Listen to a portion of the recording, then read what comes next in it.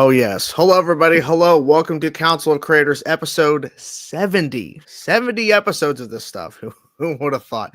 Chainsaw Reaction host, of course. Ronan and Shane is back. Welcome back, sir. Hola. Hola. Phil is here. Welcome, Phil.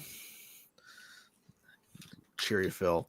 And for the first time, Super Beard. I love that name. Super Beard. Welcome, sir. I love that shirt, by the way. That's really cool. Oh, yeah. Jurassic Park. Nice. Oh, yeah. I like the color of it, too. Like, yeah. Oh, yeah. That's nice. Had to go Flash. You know, the show. Ooh, CW. Yeah. Oh, yeah. CW. Ooh, controversy. Hey, look, CW. For those who don't know, a lot of what I do is, I cover comic books and movies and stuff, but my channel has very much evolved into a very pro wrestling-esque channel. Oh, there you go. And the CW made a lot of, what many people think were crazy decisions when they got rid of pretty much all their superhero stuff, and they got rid of their Arrowverse stuff. But what they have done with NXT taking over as that kind of flagship for that channel, for me, NXT is the greatest wrestling show on television today. And stuff like what we got last night, The Rock was on NXT. NXT is their developmental show. It's where the rookies showcase and learn. They had The Rock close out their show last night to what CW is saying is already one of their biggest ratings pushes of all time. That's crazy. CW, while I wasn't fully, I was in that boat with everybody else going what are they doing? Getting rid of all these things that we love and moving away. And I think Supernatural is the greatest television show of all time. That was a CW thing for a long time too. I'm like, why are they getting away from that? But what they have transitioned into, I think, is what's best for them in the long run. Yeah, I mean, they were losing a lot of money on those shows, but at the same time, they didn't care. They just kept pushing, who cares? So I don't know if you were going to bring it up, but because Super Beer mentioned wrestling, you must have tuned into Raw live on Monday, right? No, I didn't hear about this. Raw's on Netflix now? Yes, no, I was there. Yeah, he was live. I remember he was live. Yeah. Yes, I was live for that. We did do that. That was an amazing show. I've seen a lot of people bitch about it because we ended up only getting a 3-hour show. We only got 4 matches. But those 4 matches we got were WrestleMania level matches. Everything about that show was WrestleMania level. Now, the elephant in the room, or should I say the roided out idiot in the room. Yeah, him getting booed was pretty goddamn funny to me. I was like, yo, we're in California. Don't forget that. I have a long history with that man. My father knew him for many years. I grew up in Tampa, Florida. My dad owned a baseball card shop. Hogan was there for the opening of that. We were across the street from the living what is it called? Community, the HOA. A community where you drive in, there's a big name on it, like Pine Woods or whatever. Yeah. That community is where his parents lived, and his mother used to bring us sugar cookies and stuff. So I've known Hogan since I was a little kid. I've known of him. I've never been friends with him, but I've known of him.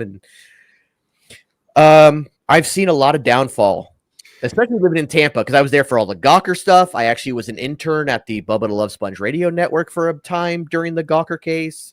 Wow. That is wild. I saw a lot of stuff with that man. His boos kind of had nothing to do with his political stance. Because don't forget, The Undertaker also came out on Raw. Yeah. The Undertaker also very proudly promoted Donald Trump. But that man got cheered because he's the fucking Undertaker. His political stance aside, he's still a great person. Hogan is, and by all accounts, not.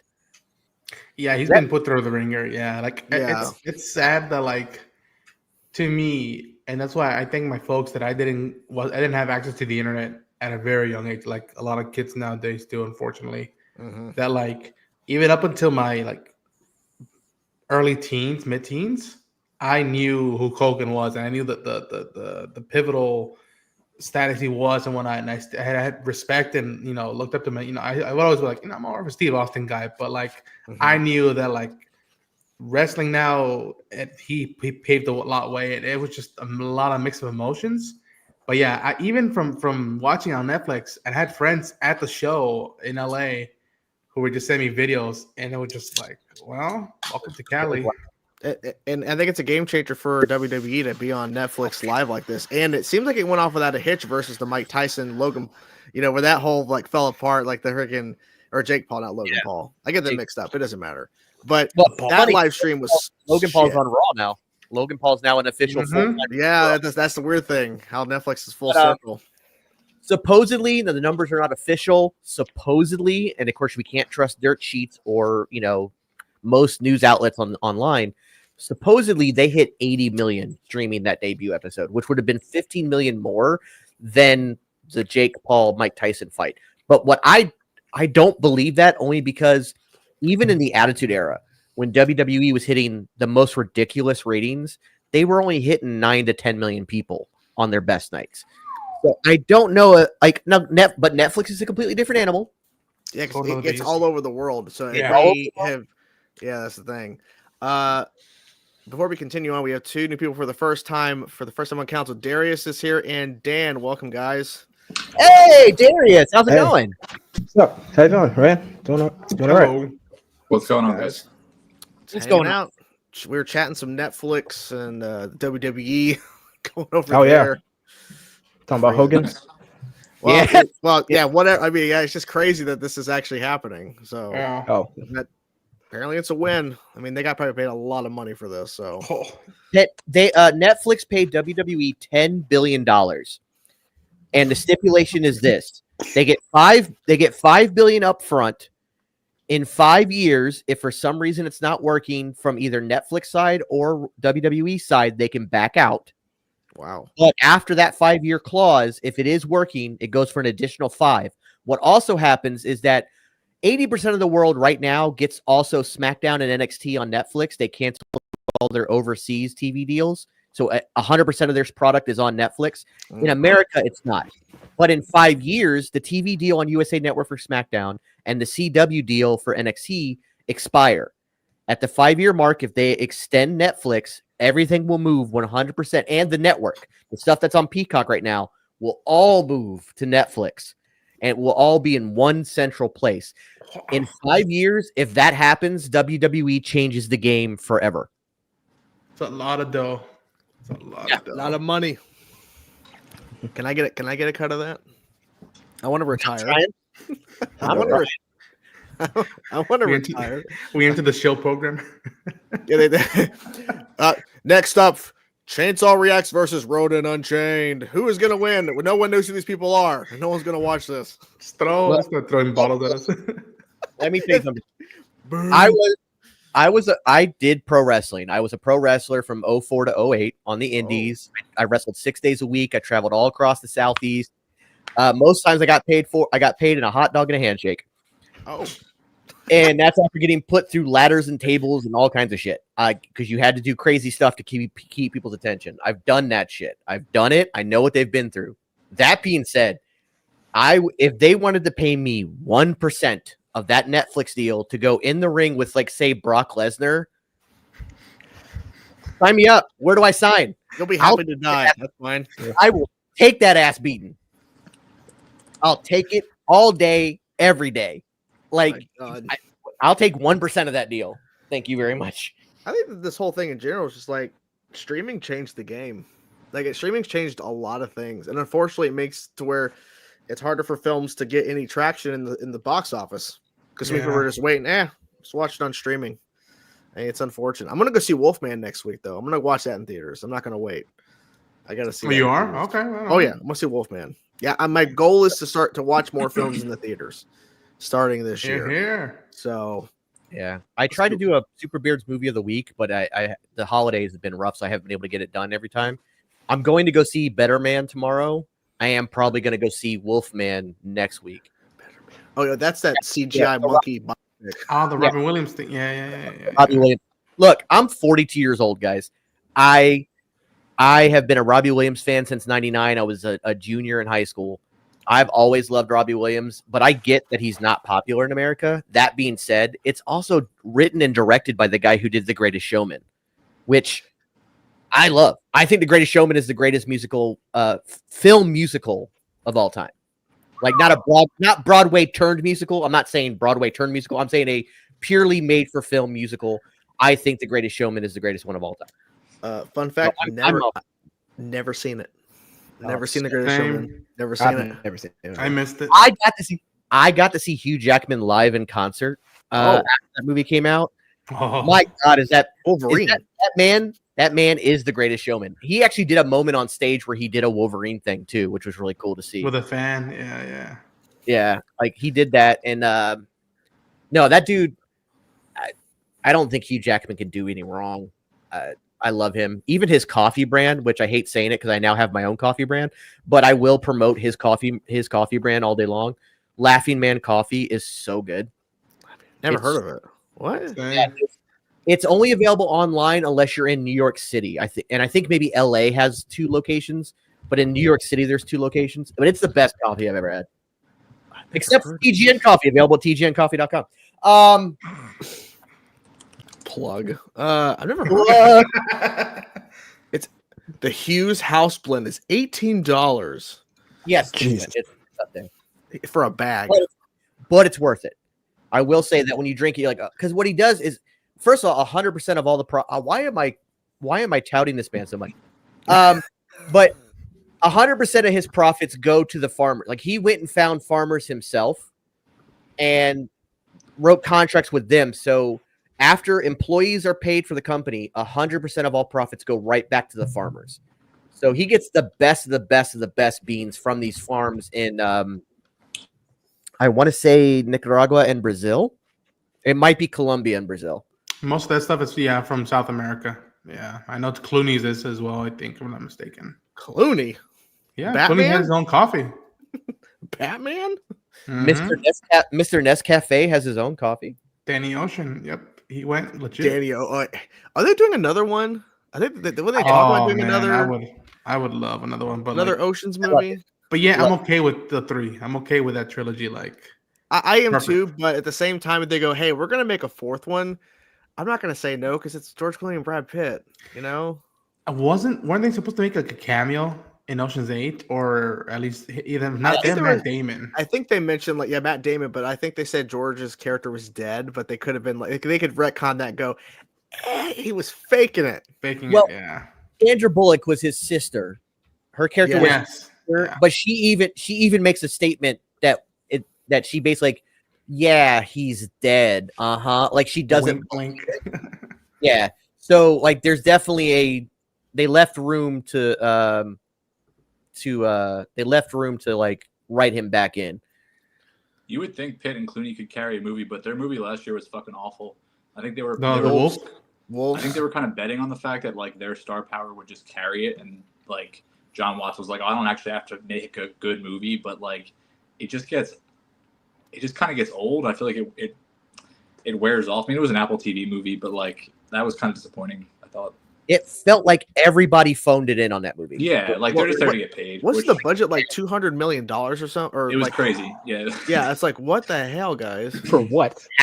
Exactly for what? I don't know. That's the thing. Like what? But then George Clooney came out and said that's exaggerated. I'm like, well, even if it is, and say it's like 100 million. Yeah. Really? I think the thing is too with those movies is like sometimes the budget you'll hear is like what Apple TV paid to acquire the film from whoever it was, Probably. like, Right. and then they'll say, "Oh, Yeah. the budget was 250." It's like, no, that's what they paid Netflix or whatever to have it. But it's still like that's an investment by the studio. It's still a bad investment, right? Like it's not. Yeah. They're not going to recoup that at all. Yeah. No. It's But- just kind of ridiculous because like they're willing to spend so much money for stuff, and then there's no way they're going to make that money back with that movie. Like there's no way, and I don't think Apple really cares because they're making so don't. much money hand over fist with their They don't, yeah. iPhones and iMacs that the streaming service is just a bonus. It's like, oh, you also get a streaming service, which Chump I haven't- change. I haven't watched anything from Apple TV I Plus. haven't either. Killers isn't of the Flower Moon. Did you watch that?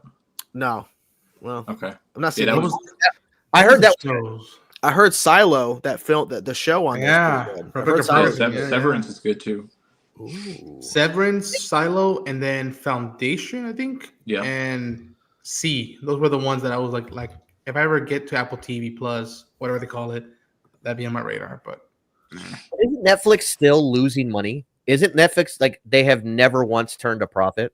Isn't like the thing that's the thing with streaming right now is that Even Netflix is in the game longer than anybody. Aren't they still in the red? I think so because they're banking on the new investments to pay back, but it's like nothing's. Nobody knows. Yeah, it's Nobody all. It's kind of up in the air. Black hole. Yeah. Well, because for the longest time, Netflix didn't reveal any like numbers. None of them do. Yeah. None of them do. No big studio, no streamer. They don't reveal their numbers. They don't reveal exact numbers for very specific reasons. It's all fucking ballparked and guessed by trades most of the time. Yeah, Netflix like just started releasing some like weekly data or something this year, but it's all like I don't trust any of that. It's all like it feels padded to me. Yeah. I wanted to ask you guys quickly when you were talking before about Netflix, what is your attitude towards like I know Daniel Lin, like the new film head there, has a very specific attitude towards like I think they want to kind of shut down movie theaters, honestly, and that seems to be his attitude. And you see that reflected in how they deal with directors that are coming in to make movies for them. Do you guys like what's your kind of take on that, and how do you feel about that, and how do you think it's going to go?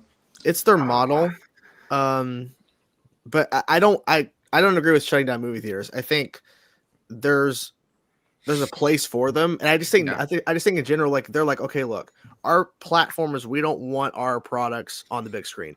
Which when they have put their stuff in limited release, it actually did better number wise when they goes to Netflix. So I feel like they're kind of losing out on that, but at the same time, like how much money they have to put into extra because they don't really market any of their crap besides their big blockbuster or big stuff like.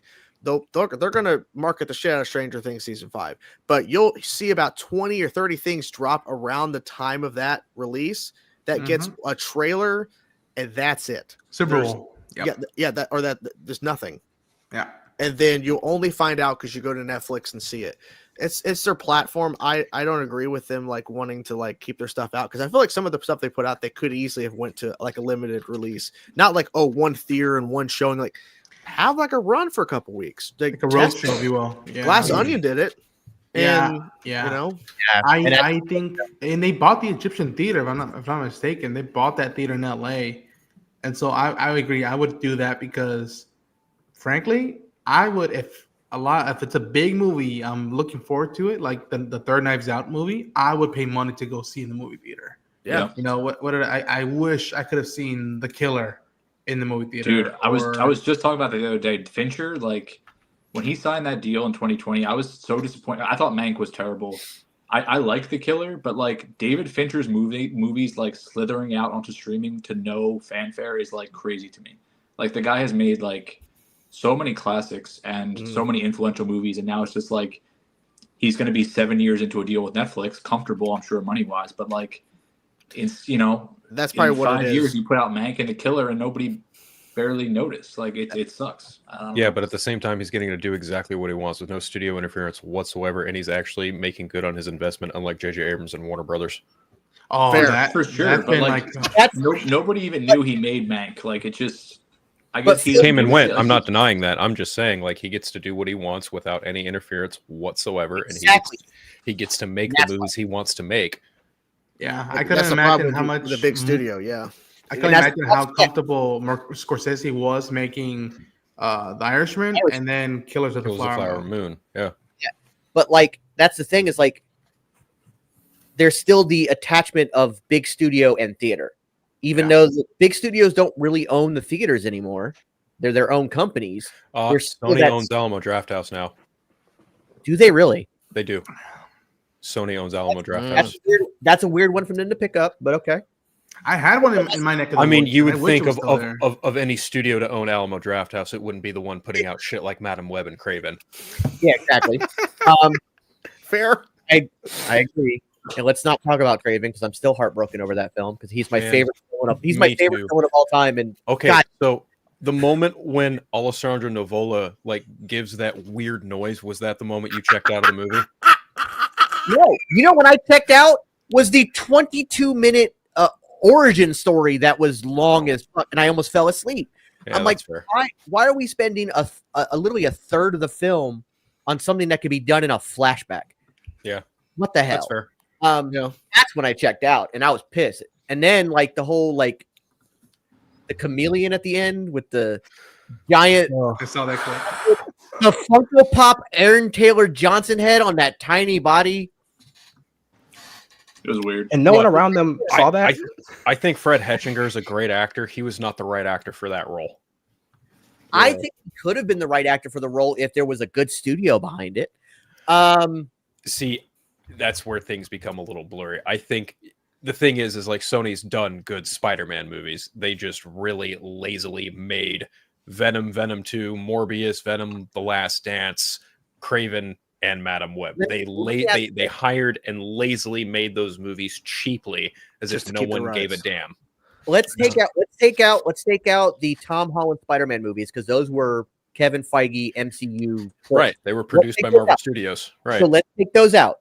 What was the last good Spider-Man movie that Sony made? Not including the animated either, because I think animated is a completely different side. If you want to go purely on profit, Venom: The Last Dance. No, I'm not talking profit Good because that movie. doesn't count. Because Justice League. Then in that case, probably The Amazing Spider-Man 2, because that movie is leagues and bounds better than anything they've made in the last 8 years. Amazing Spider-Man 2 is complete hot garbage. The last good Spider-Man movie they made was Spider-Man 2 with Tobey Maguire. I can understand why you feel that way. Garbage. Amazing Spider-Man is okay. Amazing Spider-Man 2 is hot garbage. And then the animation studio kind of saved them for a bit with, the Spider-Verse stuff, but that's actually a different studio. Sony Animation is not Sony Pictures. Yeah. And if it wasn't for Marvel, they'd be the reason that Venom and Venom: The Last Dance actually made money is coming off of the Marvel inclusion of Spider-Man. Mhm. They got excited that Sony might be able to do something here. I think And then the second film, like, well, they're letting Andy Serkis direct, and it seems like Marvel they had reworked the deal to get Tom Holland into more MCU stuff.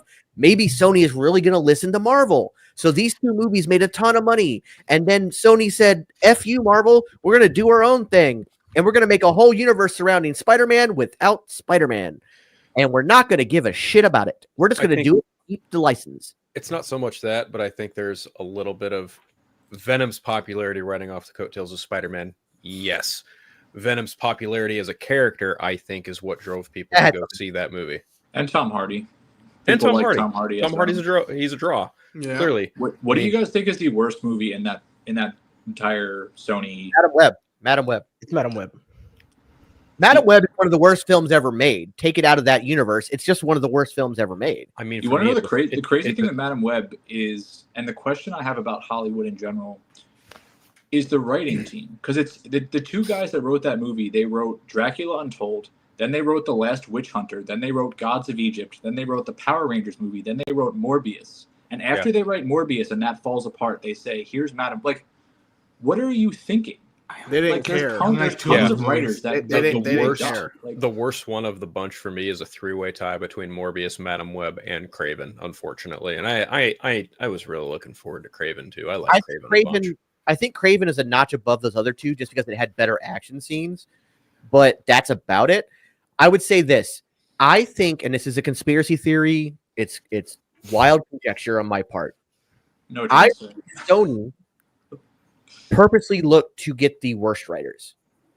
Let's get the worst writers. Let's get the worst directors for this project. Not bad directors per se, but directors that do not work in this genre. And then was like, okay, we'll get big time actors, and we'll let their fame and the fame of Spider-Man in general carry the entire thing. We can shave money off. We can hire these shitty writers for cheaper. We can hire directors that we can fully control and put our little grubby hands on. Yeah. And we'll let the actor at the top billing, and we'll let the name of the character carry it. That's all they did. What's ironic is that the director of Kraven, if I'm not mistaken, J.C. director. Chandler, Good director. who I'm a fan of, like Almost Violent Years, one of my favorite movies, and I like Triple Frontier. Threat. Yeah. I feel like seeing Most Violent Year, Noir, Spider-Man Noir series, that would have fit him perfectly with what they did with what he did with Almost Violent Year. That would have fit Noir, I think, better in my opinion. But like, I heard that and I'm like, oh no, and yeah, I haven't seen a lot of these like movies. a Marvel I thing couldn't. too, where I don't think the directors get to direct very much sometimes, right? Like I feel like a lot of times the studio, like Sony or Disney, is kind of like steering the movie. And I mean, like we saw that with Nia DaCosta with a Marvel. She was like, "That's not my fucking movie. Like that's not the movie I wanted to make. That's the movie that Feige said I'm making." Like, in all fairness, I don't understand the hate that movie gets. I love the it's Marvel. average. It's fine. It's a whatever movie. Yeah. It's fun. The character chemistry is great. It just like, is it a big monumental event? No. It was too short. I think it needed more. It was too short. Yeah. Still a better movie than Love and Thunder. Oh, for sure. But at the same time, Nia DaCosta's like. Nia DaCosta said that's not her movie, and then they throw her under the like bus and say this is on you, and it's like, I don't know. Whenever the three of them were together, I was like, all right, this is working. Please hold the button on the cut. Hold the button. Wait, no, they're cutting away. Oh my gosh, they're cutting away. And I'll never, even the moment where I was like, man, you had me here is when, spoilers for the Marvels, but when Monica gets stuck and Carol flies down, I was waiting for Brie to like break down like emotionally and wanting to see Kamala give her a hug and whatnot. And like, I remember that was a moment that I was like, you have me. I'm feeling this. And then it did happen. I was like, oh no. But like, I agree. I would see those characters again. But like, yeah, it's funky, man. I guess I'm on my own boat here, but I actually love Love and Thunder. I had a lot of fun watching that movie. I watched it multiple times. Give me those screaming goats all day, every day. I think that's something hilarious. I love the goats, but what I love, like my biggest issue with Love and Thunder is a Marvel issue, because they had the same issue in Marvels, they had the same issue in Iron Man, they had the same issue in just about every Marvel product. They don't develop their villains. Yeah. And you had Christian Bale too, which like he was wasted. Man. Yeah, wasted. That could have been something. I agree that Gore was wasted, Christian Bale was wasted. However, I actually like Love and Thunder. I like the emotional side of it. I thought that Taika Waititi actually dialed back some of the comedy. But on the opposite side of that, then you had things like the Screaming Goats that was kind of like over the top comedy, where like, so I can understand, and I understand some people like it's not their cup of tea. I get it. But I thought that a lot of people just kind of ignored the emotional aspect of it. I actually liked him and Stormbreaker, like literally like fighting, like those little moments. That was so stupid. Like, I thought that was actually so fucking stupid. I thought that was the Jane stuff worked. The Jane stuff, I was like, again, don't cut away. Let's stay with this. Yeah, that's about one of the only few things in that movie that worked. Barely. And what's weird, what's weird? A hot take. But besides Guardians 3 and No Way Home, to me, the one that felt like, they felt like they let the director do their thing, and yet I feel you should have built upon this. And the fellas know this. Multiverse. Eternals was the one that I was like, looks gorgeous, and maybe it should have been a TV show for some folks, but I'm like, that felt like a different vibe post Thanos Infinity Saga, and yet it would have been like, let's just deal with Celestials. No I like the Eternals actually. Yeah, the only downside in that movie is Harry Styles. That's about it. I could appreciate the like artistic flair of Eternals. It's just I find it so boring. I'm sorry. No, that's fine. He's been waiting in the back for a bit. We're gonna bring him in. Caffeine Man is here. Welcome, sir. Hey, hello. Is my audio working? Oh yeah, you're good. Okay, good. I have to jump in and say, being a big Marvel fan myself, I got my Spider-Man shirt on, and I got a lot of friends that love Marvel, like DC too. But I've never heard a single person say they love Love and Thunder. First for everything. The first for everything. I love that film. I really do. Like, I don't think Marvel has had a really bad film. They've had films that don't maybe live up to the hype of an Infinity War or Endgame. And that's part of the problem, is that we get Infinity War and Endgame in what feels like should be the completely end of a universe. Like, that should have been it. That was the climax. Boom. Now we have to kind of start all over. But people are still expecting Endgame with every single film. Well, and that's not going to happen. Like, Marvel set this bar so high on themselves that it's too high for them to be able to go back and start trajectory back up. Then we have the pandemic. Then we get over inundated because they're trying to stay on schedule. So we come back 18 months later, and now instead of having movies 2 or 3 a year, or with 5 or 6 months gaps, We're getting TV show, TV show, TV show, film, TV show, TV show, film, film, TV show, TV. We're so inundated that it forced comic book hero fatigue. I feel maybe mediocre fatigue, I think is a better way for me, because, and I've said that like maybe they should have like had the cojones to just put a pause at least on film and be like, for 5 years, 4 years, no films. No, like we did the thing. I know they wouldn't have done the amount of money they were making on Marvel movies alone. That was way too long of a time frame. Yeah. I know. See, here's my thing with how it's felt, at least to me. It's felt like the MCU is kind of at war with itself, with trying to do the multiverse stuff and then build up the new characters. It feels like they're not good at doing both at the same time, to me. Like, I felt like there should have been a bigger focus on the new characters in terms of like, okay, get a phase that's dedicated to like the new Avengers, focus on that, and then boom, next phase. But it feels like they're just kind of trying to do too much at once. I think it's a mix of a few problems. Like, number one, you had someone new coming in during the pandemic, right as they were announcing Disney Plus. You had a new leader of Bob Paycheck, and him forcing, okay, we need to have as much content to come out. It doesn't matter how, like, just put it out. Who cares? And then, okay, how do you cohesively continue after Endgame, which is a endpoint? How do you continue? Well, introduce a bunch of characters. Okay. Well, we also need to continue other characters. Okay. And then now the question is, and the problem that Marvel's facing now is, okay, where's Shang-Chi? You had a movie. Where is he? The Eternals. Where's doesn't matter. Moonlight? It doesn't matter what happened to that film box office wise. Eternals. You introduced a lot of these characters. Where are they at? Where's this character? Where's this character? Where's Young Avengers? Like, you're setting that up. What's happening? And so now they're kind of in a situation where they basically can't get out of it. Like, they basically have to just keep trudging along and just hope that eventually you'll get Shang-Chi and Doomsday. Maybe. I don't know. TBD. Yeah, you might get Moon Knight in another show. Maybe. We know he's in Marvel Zombies, but that's like a Blade version of Moon Knight, right? But I think that Shang-Chi 2 was confirmed. But now Moon Knight was supposedly confirmed, and they kind of backtracked on that. Yeah. I think Darius, like, you nailed it right on the head. The issue is that, and it boils down to, like I said, how do you top Endgame? How do you top the Infinity Saga?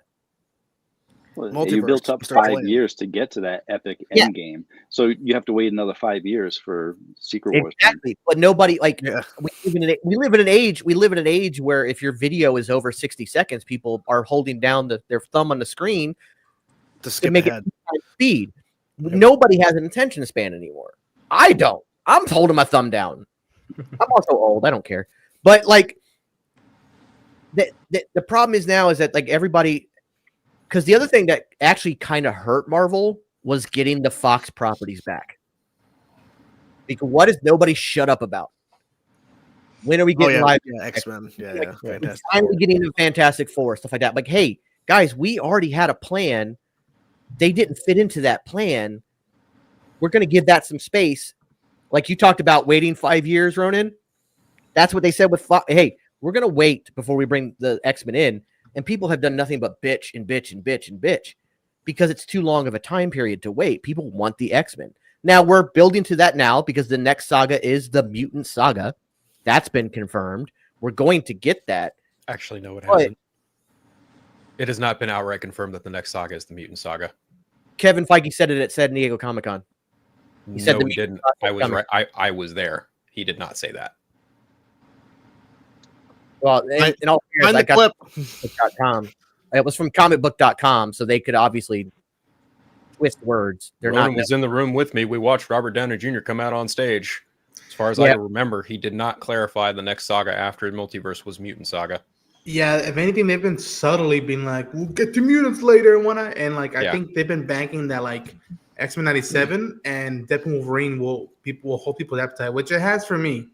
I will patiently wait till we get the X-Men in the MCU, just because it's like, well, I'm not gonna rush Moon Knight or Shang-Chi or all these just because you got your eye candy back. I'm like, no, do right by them, and then we'll get to those films and whatnot. Like it's Yeah, Kevin was asked obviously around 2019 when the whole buyout happened. Okay, so what's happened? It's like, well, we already have a plan without them. The fact we're getting Fantastic Four this early, I think, is because of changes they made. But initially, Fantastic Four wasn't planned to come out this year.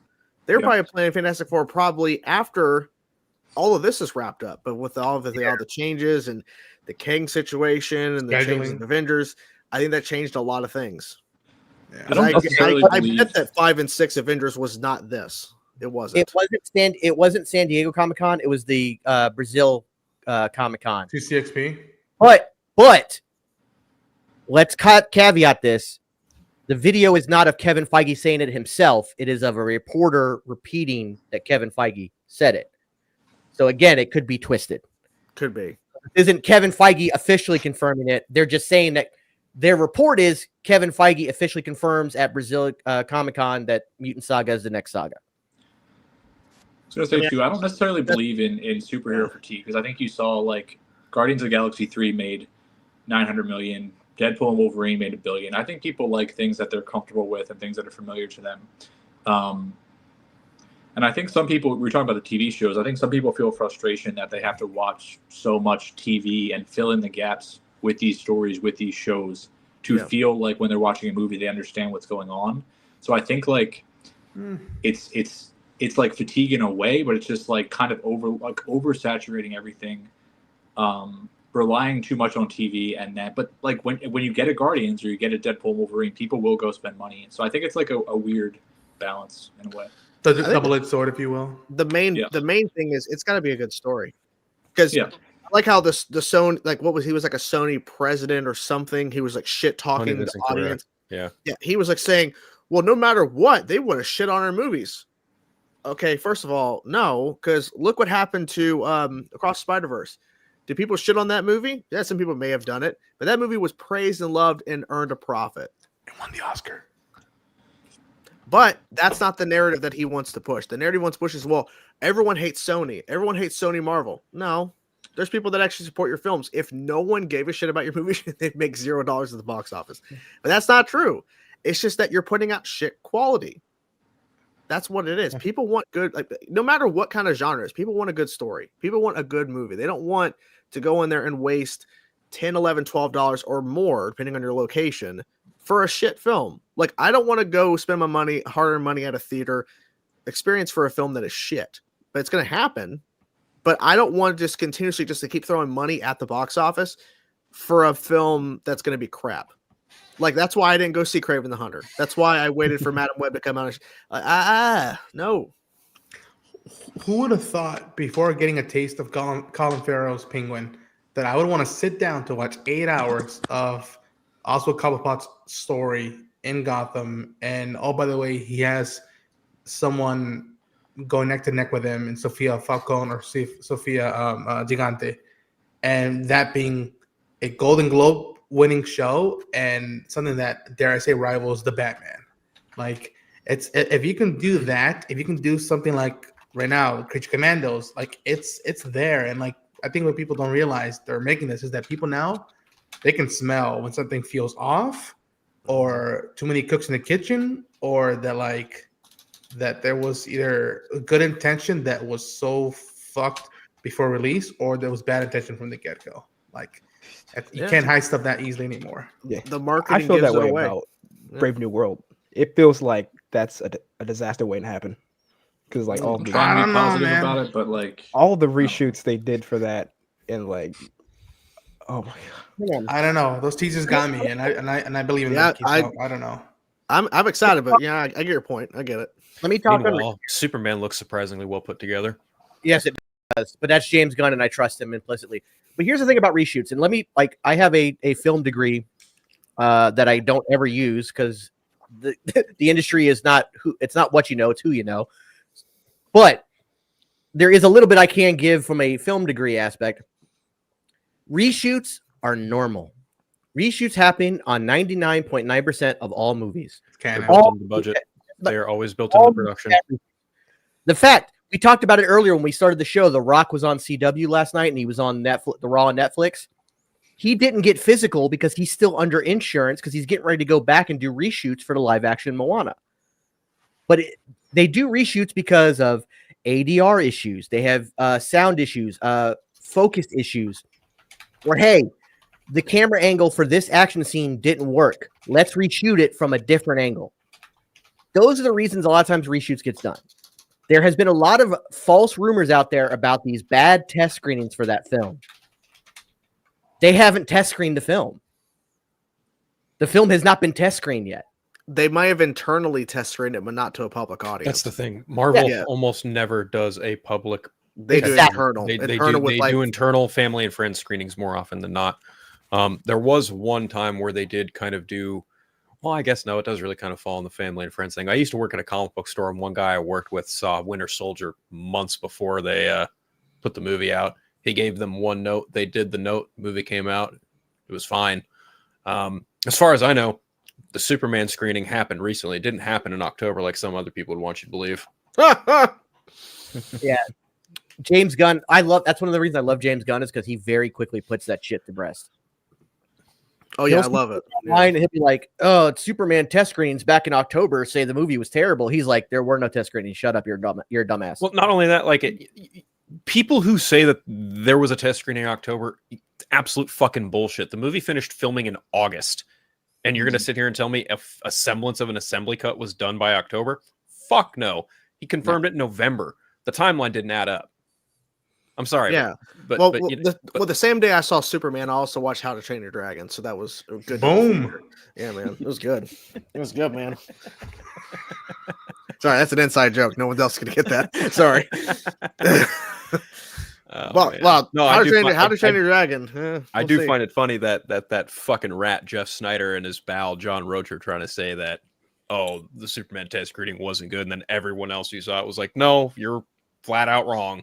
Like, James Gunn's movies have tested more often than not well. So there might be some critical notes, but yeah. In my opinion, I think Jeff Snyder's just mad he didn't get invited to that Superman trailer event thing. And that's why he doesn't like Creature Commandos. That's why Jeff Snyder doesn't get anything right about DC, because he's a fucking idiot. But that's just my humble opinion. No, Phil, let's be real. Let's be real. 99% of the people on YouTube, TikTok, Instagram, wherever, that are these film critics are fucking morons. Yes, we are. 100%. Yes. Oh, and I'm in that boat. Yeah. I'm in that boat. I'm a fucking moron. I mean, hell, I love Thor: Love and Thunder. How much can y'all trust me? But like, there you go. There you go. So humble. The reality of it is that even test screenings, even public test screenings, can't really trust them. Nope. Because it's never a finished cut. Right. And look, the process. And it's a version of a cut. You know? Yeah. A superhero movie very heavily requires CGI. Man cannot fly without it. Giant kaiju cannot rumble through city without it. When that shit is not done, your mind will take you out of the film. It doesn't matter how good the film is. When the visuals, because it is a visual medium, are not 100%, it can pull you out and be like, oh, that movie sucked. Why do you think Madam Web is so bad? The ADR in that fucking film alone. Crazy. And then you have terrible CGI. I bet you if we could all get a copy of the script and read it, we'd be like, oh, this is I could see. You mean the original script they intended to make before Sony was like, scrap this, scrap that, scrap this, scrap that. I'm talking about getting the final script. Even if us reading the final script, we can look at that shooting script and go, without having with no memory of it prior. Let's say we never ever saw the film. We just got the script. If we read the script, we might be like, you know what? This could be a decent film. This could be a good film. I like where this is going. But because the audio and the video were so off, and then you had Dakota Johnson, who can't act her way out of a fucking paper bag. She doesn't give a fuck, man. He is so dry toast. And like, why she keeps like you want to talk about a Nepo baby? Holy shit. Dude, like, she's doing Celine Song's next movie. Celine Song's movie After Past Lives is starring Dakota Johnson, Chris Evans, and Pedro Pascal. Wow. That's her next movie. Like, okay. Why? And it's a love triangle. Like, of course it is. Why? Wait, with Pedro and Chris loving each other, and she's just the third wheel or some shit? Now, It's just calendar shift. In all fairness, the one good thing about that is the fact you will have Chris Evans and Pedro Pascal to carry the movie. So maybe they kind of sucks as an actor. I love Chris Evans. I think that he's just got a charm to him. And Knives Out. Oh like, man, he's turning good at Knives Out. He's good at CSI, KFC. He's a good cap, man. but look, he's rolling Red One. But here's Oscar award-winning role in Red One. Yeah. We watched Red One on one of my subathons, and I'm like, oh my god! Everybody's talked so much shit about Red One, but then they put it on Amazon Prime. It's like, hey guys, it's Christmas time. It's our last subathon of the year. Let's go ahead and watch Red One to see how bad it is. We watched it. I had 1,000 people in my live watching that movie with me, and not a single person said a bad thing about it. To me, I was like, you know what? This was fun. This is now going to be something I watch every year because it was just fun. I thought it was like a kid leaning movie. Yeah. Like it was for younger audiences, and people were like, "Oh, they try to make it like it's not for adults, really. Whoa. Like it's for it's a Christmas movie." It's not great, but it's not a poorly made movie. It's made by the other Kasdan brother, which it's not. Yeah, it's Jake nowhere Kasdan near like the worst movie of the year, which I've seen people call it, which it's not. Yeah, it's definitely not that. No, it's a Christmas film. It's exactly what it was done, and it like you said, it was garnered to a younger audience. Yeah, it nailed it. I thought Chris Evans' character art in the movie was great, as you know, the troubled guy with the dad. Although there was that one point where they didn't pay off his father not coming back. They don't ever pay that off. But regardless, kids don't care. Kids don't care about plot lines. They care about giant snowmen with carrots and noses. I thought it was fun. It was a great Christmas movie. It's exactly what it was supposed to be.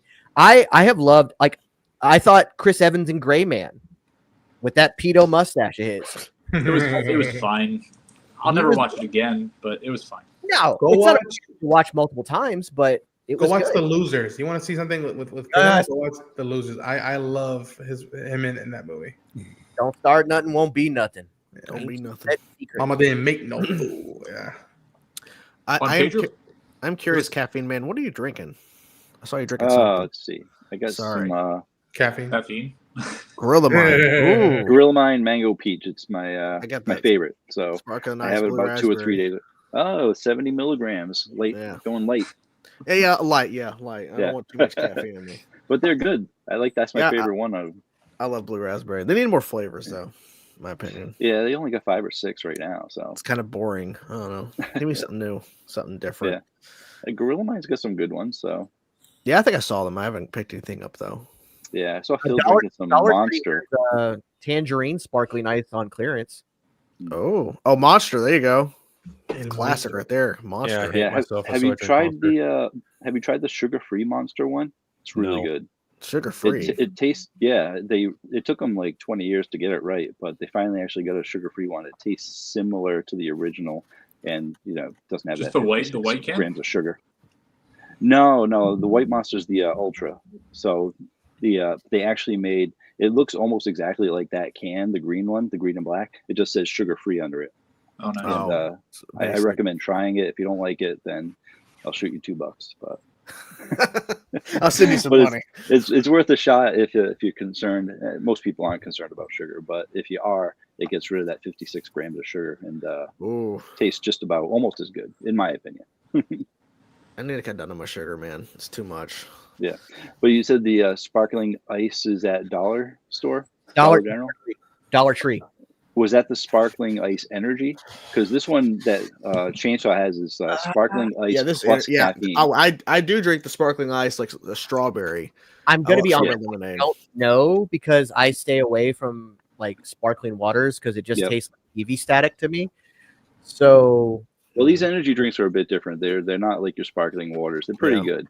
And basically, sparkling ice had great success with this one that he's having called sparkling ice plus caffeine. Yeah. But then they came out with this other one, sparkling ice energy, which is a 12-ounce can with 200 milligrams, and it's crap. So that's why I was wondering if it was at the Dollar Store because it should be discontinued. It might be. I know Dollar Tree, which nothing's $1 anymore to Dollar Tree, but inflation. I'll stick with my iced coffee from tgncoffee.com. There you go. Just dropping all that. Cheap plug. Okay. Cheap plug. Exactly. Can I ask a question about some news from yesterday, guys? Hi, Sure. Darren. Yeah. Hey, Darren. Yeah, go ahead. I saw and to me this is complete bullshit, but there was stuff going around about they asked James Gunn about Pattinson and Batman and all, and he kind of gave a non-answer, and people were like, "Oh my god, it's happening." I was like, "What are you basing it? Like they're going to make the Batman Part 2. They're probably going to make the Batman Part 3, and Batman Part 2 isn't until the end of 2026. Like, how would Pattinson be their Batman? That makes absolutely no sense to me, but I don't know if I'm off base or No. The problem is they're giving non-answers. Like also Matt Reeves was interviewed at the freaking Emmys, or not the Emmys, Golden Multiple Globes, and he times. was asked.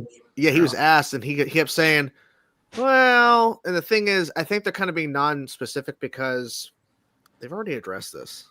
And when you watch Creature Commandos, or if you even look at the photo, Yep. that's not Pattinson. But they also kind of said like that's kind of take that with a grain of salt, like sort of, but like it's not remotely close. That's why I was like, No. it's not him. Like Watch them. I bet what's going to happen is, well, they're going to start shooting Supergirl this year. Superman's coming out. I wouldn't be surprised since James Gunn said that Brave and the Bold is not, it's not delayed or whatever, like initially reported. Yeah. If they announce Batman this year, casting wise, they announce who's playing Batman.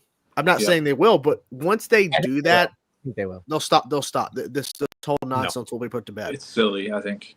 Yes and no. People are gonna be like, "Wait a minute, what the?" I thought it was Pattinson. Well, also when Matt Reeves was asked this question from Josh, I think it's Josh Horowitz. Josh Horowitz. Josh Horowitz. He specifically referenced again that whatever he's calling his universe, the Epic Crime Epic Crime Saga. Batman Epic Crime yeah, Saga.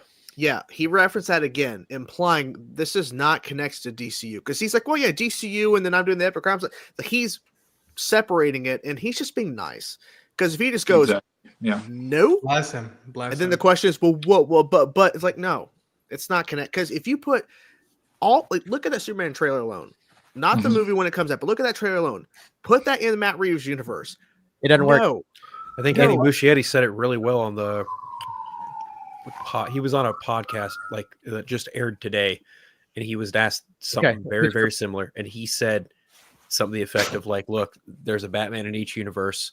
The Batman Matt Reeves had is not the Batman in our universe." And I'm just like, well, there you have it. The guy making the fucking Batman Brave and the Bold movie outright says like, yeah, I'm probably going to cast my own Batman. It's not fucking rocket science. And yet some people are like, oh no, please let me play with my harmless speculation. Oh, I want Robert Pattinson next to David Corn Sweat. Shut the fuck up. Just Bill, shut the entire fuck up. Can I give God, a I'm cross? so sick of that bullshit. Because Can I give a it's force nothing but crash? bullshit is what it is. People, I don't. If you're watching this, I'm gonna explain. There's something tiny. DC Elseworlds. It's a new concept, just new. They just made it this year.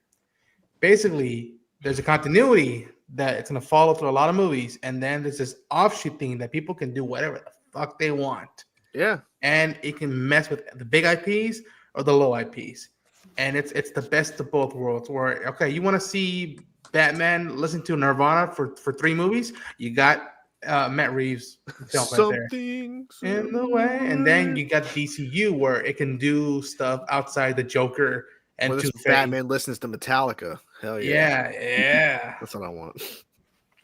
I something that happens, and this is, and I see it a lot being a wrestling fan and doing a lot of wrestling watch-alongs.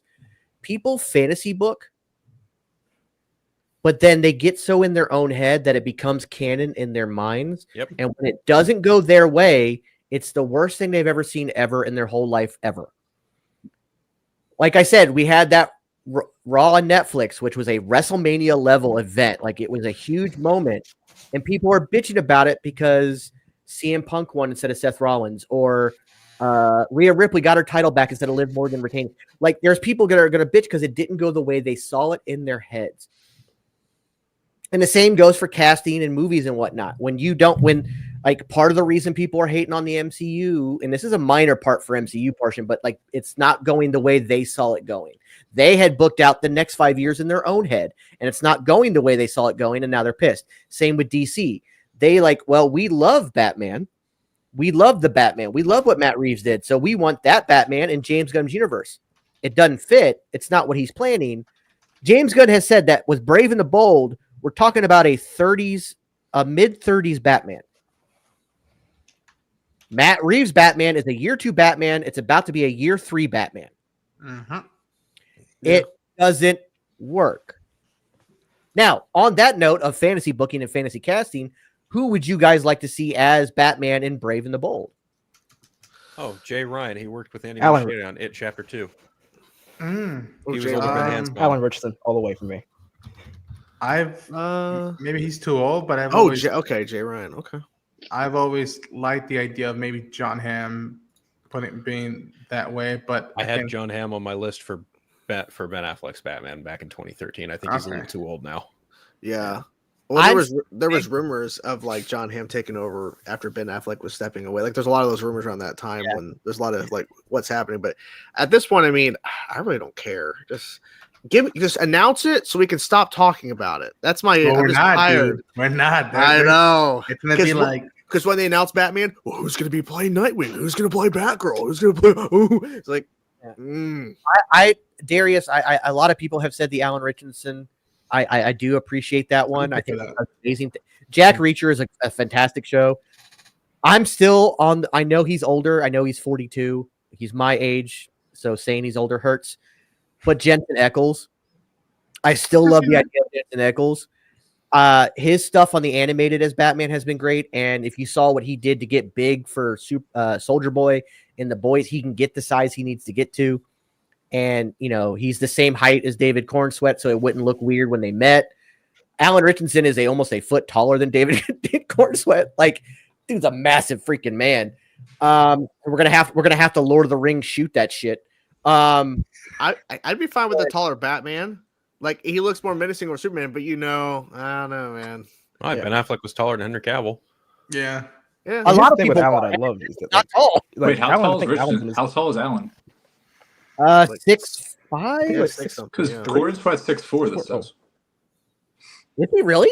Yeah. David I Gordon thought was as tall as Christopher Reeve was. Yeah. Is he really? This says here Richardson's 6'3". So Cornsweet's actually taller? Yeah. Okay. I'm okay with Here's the that. thing that I love about Richardson is that like he's 42, but dude says that he wants to be that Jack as long as he lives. So hey, I'm with it. And he can put in the work. If you go see the Ministry of Ungentlemanly Warfare, That's a good movie. That was a good movie. I still need to see it. Yeah. Still need to see it. It's my number 2, so actually. It was my number 2 of last year. I love that movie. A little bit of an outside the box Batman, but what about Dev Patel? No. I could see Dave Patel as Terry McGinnis. That would be a wild card choice. He's too old. Well, here's the thing. I think Dev Patel fits into a darker, almost a Matt Reeves-esque Batman versus what I think. Fair. Yeah, that's fair. I think Dev Patel works in a darker, more brooding style than what I think. I think what we're going to get out of James Gunn's Batman is more of a Neil Adams Batman. I think we're going to get. I actually even think we might even get the blue and gray versus. Yeah, I agree. I would love the blue and gray. Just switch it up. Just do Balance. give us something different. I would piss myself in excitement. Neil Adams. First off, I met that man not long before he passed away. Rest in peace. I got to show him some art I did. I recreated the cover of the Joker holding Batman on the card. Oh, You mean that one? Yeah. Yes. Yeah, So I redrew that. That's actually signed by Neil Adams.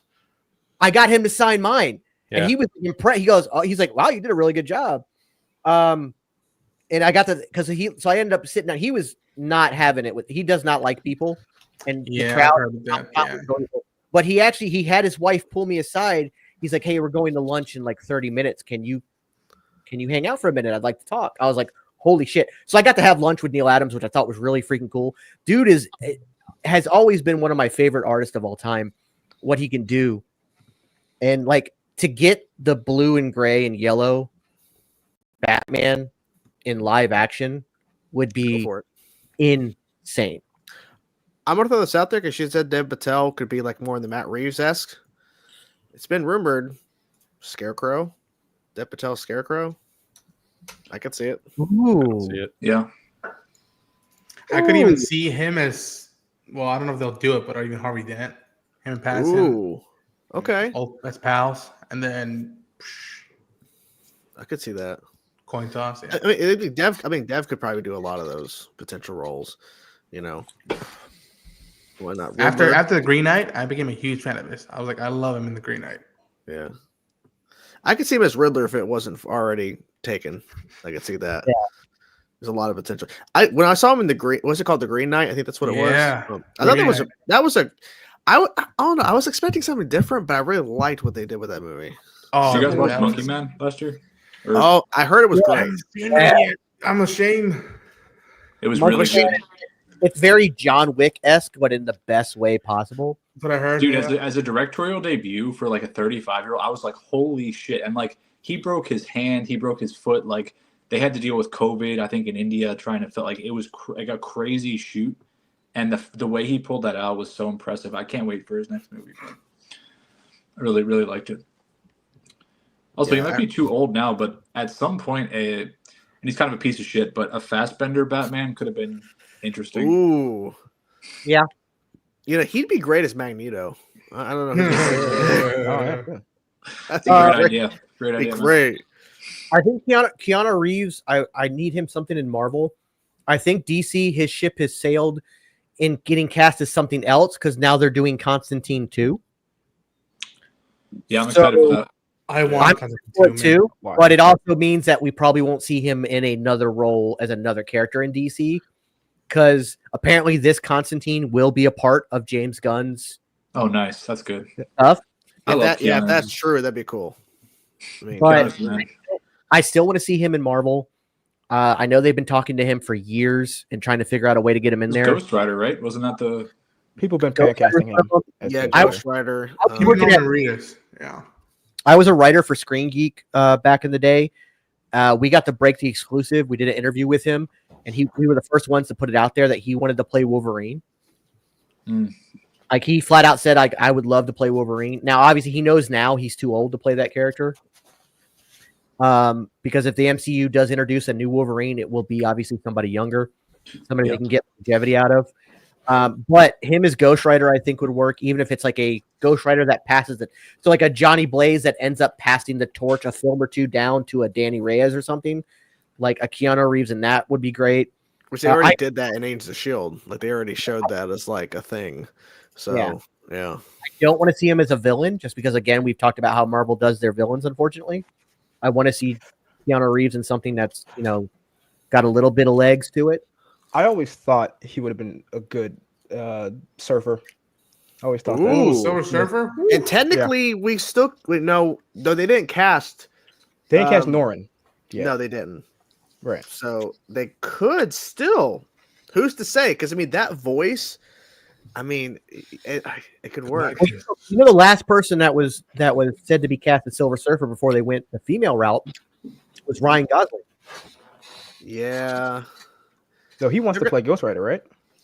He also wants to play Ghost Rider, but he I was think actually a lot of actors don't play Ghost Rider.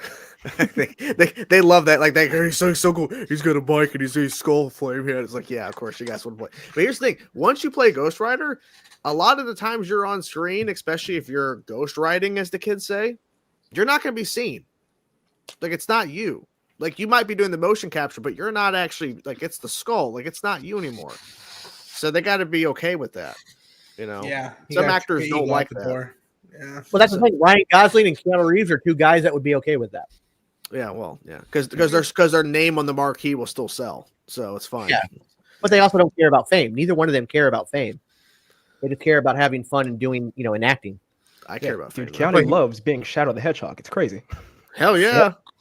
I love that Idris Elba put on the freaking knuckles, like the gloves or whatever, when he's doing the voice. He's the one. I love that so much. Oh yeah, Nicolas Cage. I mean, yeah, he didn't care. He's like, whatever. Plus, he's doing a Spider-Man Noir. Like, it's crazy how that's all working out. Like how he's a full circle. Like he voiced him, and now he's actually playing a version. This is clearly not the animated version. Yeah, but he's playing supposedly Ben Reilly, not even Peter Parker. Yeah, that's the thing. They're switching it. Yeah. I'm honestly not even 100% that film's going to get made. It's a show. It's a series. It's a show, and they've been filming it.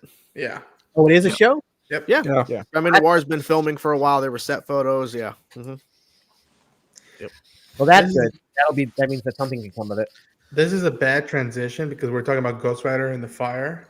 But I just wanted to bring it up because this plays close to home. But like, I hope everybody stays safe in LA. Please lend a hand if you can. If not, just make your way out of safety. But yeah, unfortunately, I'm not there to lend a hand, but LA is part of my DNA. So I just wanted to just give a shout out to them and the firefighters. Those are front lines right now. Huge to Steve Gutenberg. Steve Gutenberg is out there going into burning homes trying to save people. I heard, I saw a clip of that, on the news, and there's literal like footage I've been seeing all over Twitter of like people posting about like the damages and everything and what's happening.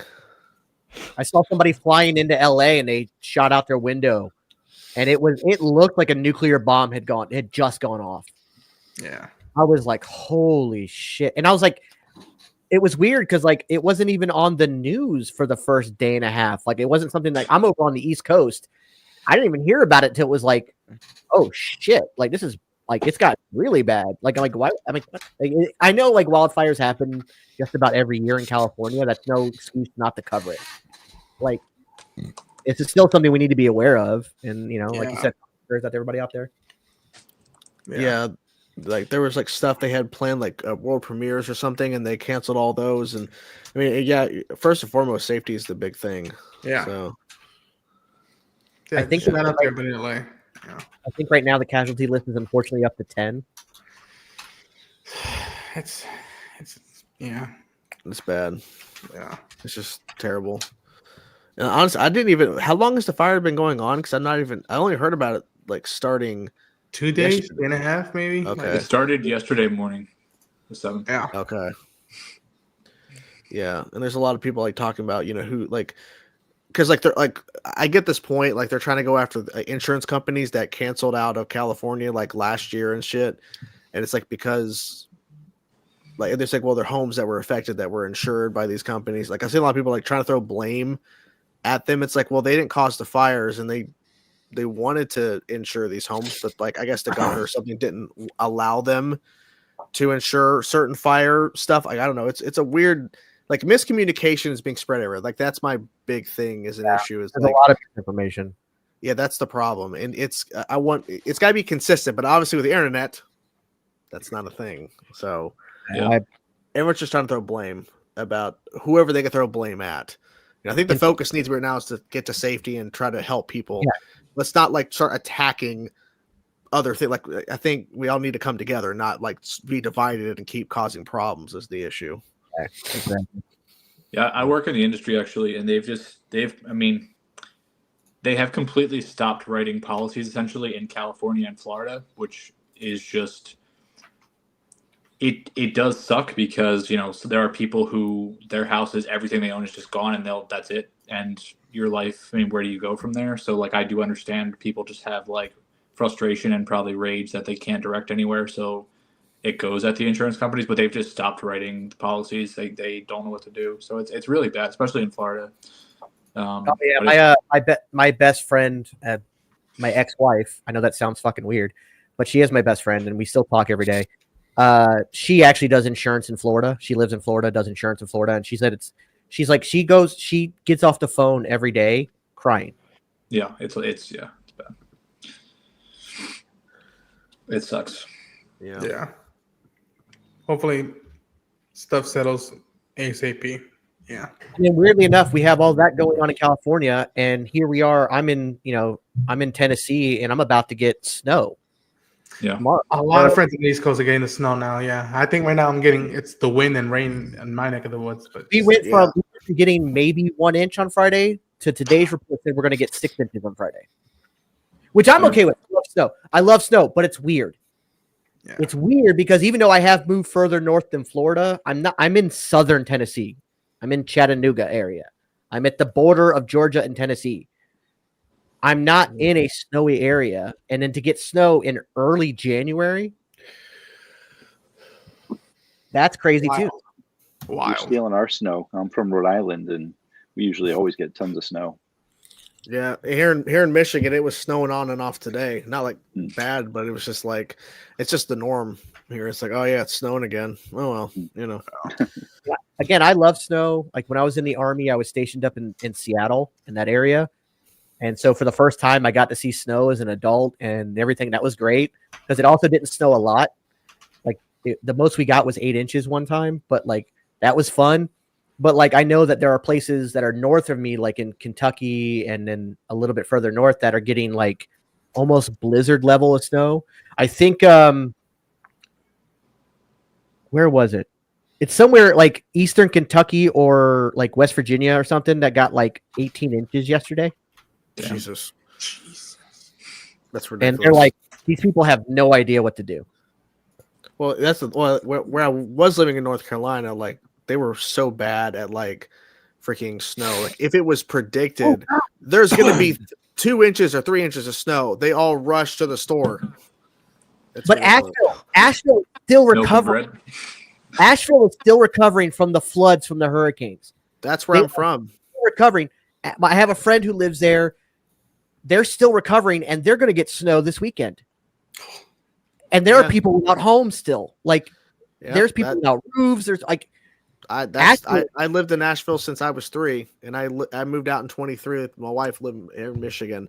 I went back there for the holidays, and there's still a lot of debris, trees, stuff that's still not fixed. There was constant like tree trucks moving around because they're still cutting stuff down. My stepdad, who works as a concrete for a concrete company, he like just dumps concrete all day. He's been working around the clock fixing bridges and other stuff because it is just pandemonium and understandable. I get it. They're going to get hit with this. They're expected to get a lot of snow because Asheville is very highly elevated. Yep. Because I remember when I went to visit my friend 2 years ago in May, it snowed the whole weekend in May. But it was like it was just a light snow. It barely stuck to the ground. It wasn't even an inch. It was fun. But the fact that they're probably going to get 8 inches to a foot of snow at least this weekend, in the middle of all that they're having to deal with, I was like, oh my God. It does remind me I got to call my friend tomorrow, make sure he's okay. I need to tell him to come over here. He's like 4 hours from me. He needs to go ahead and just drive over, and him and his family stay with me for a bit because I don't know if they can deal with another hit like that. Yeah, it's just this is crazy. And I actually saw this guy in person when I was up there. What's up, sir? Wait, you did? Jake Sully. We saw each other for we ate some food, I think. Take care, Jeffrey. We'll see you, Jeffrey. See you, man. Thanks for hanging out. But yeah, my memory's a little foggy, but I think you and I occupied the same space. Was that before or after you put on your white robe? I didn't say it. Yeah, I think those guys look familiar. I think. No, I saw so many comments on. I can't remember if it was this or the YouTube one, but they said it was the YouTube saying we were commenting saying who is who. Like, yeah, that's fair. That's fair. We do look almost identical. It's kind of creepy. I mean, in fairness, I don't think you own one of those back there, so it was easy to tell us apart in that picture, at least. Oh, the X-Men hat, yeah. Well, yeah. I'm not really an X-Men hat person. No, the only reason I did that, person, period. I'll be honest, I did that solely to give Phil as much meme material as he could come up with. Oh yeah, he went to town. We ate burgers. Yep, it was burgers. Burgers. And then some shakes after that. Well, it's funny because Jake said, "Hey man, what do you like to eat?" He's like, "Yeah, I like a burger place. I'm not really a fan of Chinese." I know. Like, Milk I had a shakes. feeling that was going to be brought up. Yeah, milkshakes. Milkshakes that bring all their boys to the yard. Because damn right. They were good milkshakes, though. They're better than yours, Phil. Yeah. The fuck would you know? He would know. We all know the one thing he knows, and it well, yeah. Oh, no. No. Hey, Jake, are you content with the Miss America results? Figured you would be. Hey, Phil, how are your friends Mickey and Hank doing? Are they doing okay? Gee, Jake, I don't know. The fact that Mike made a freaking compilation of when you guys actually fought, yeah. That was fucking genius. Yeah. Oh, God. So basically, we have a Discord server for council, and so Phil basically back and forth was sending voice messages of his Mickey Mouse impression and Hank Hill from King of the Hill impression back and forth fighting each other for about 3 minutes. And so someone made an actual video compilation of like having Mickey and Hank fighting each other. It was pretty good. Yeah. That was insane. What was the request that you put in there, Ronan, that you wanted to see him do next? I wanted it's called Gangsta Mickey doing Hans Gruber like opening line. Oh God, ladies and gentlemen, and just $5. real $5. $5. I paid $5, man. I charge for my services now. $5. I want to hear Mickey pull off the Rap God song. Ooh, that's $10. That's about $100. Oh, okay. Wow. Fair enough. Because I know a sizable portion of Rap God on my own terms, but yeah, no, that's going to cost you a pretty penny. Yeah, money's tight these days, man. Yeah, it is. Yes, it is. The recession. The recession. Yeah. The recession of Gangster Mickey. Oh, and it's only going to get worse with that fucking moron heading back into office. Okay. Going politics. Look out. Just saying. Nope. Them's the facts, boys. Them's the facts. Was there an election? Comics. Oh, Right. boy. Take a hard turn. Hard turn. We're taking Canada back, Hold baby. on. Let's I go. have the video. I can maybe pull it up Video of what? Oh, of that back and forth. the thing Mike made. Oh. Yeah, if you want to play it, it's entirely up to you. It's your show after all. Maybe later. TBD. Maybe. The gangster here it doesn't is. come out in that one, does it? No. Had to make sure. No. I'm pretty sure he wasn't gonna do that. No. Phil's a good boy. What are we talking about? Phil doesn't do that. Goodest boy. No. Hey, I wanted to ask you guys, He is not Darren. Go ahead, do you Captain. guys collect comic books? And if so, do you know good places to sell them?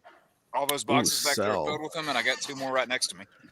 I've been getting right now omnibuses like this one. Best place, eBay probably. No, I'm just kidding. I mean, eBay is a place. I would say, like, Yeah. Do you there's not a- there- able to sell to your local comic book store? The comic book stores, like, they want to give you like 25% of like of what the value is worth. So it's really tough. I used then to work at one. eBay- They do that. It's pretty Yeah. shifty.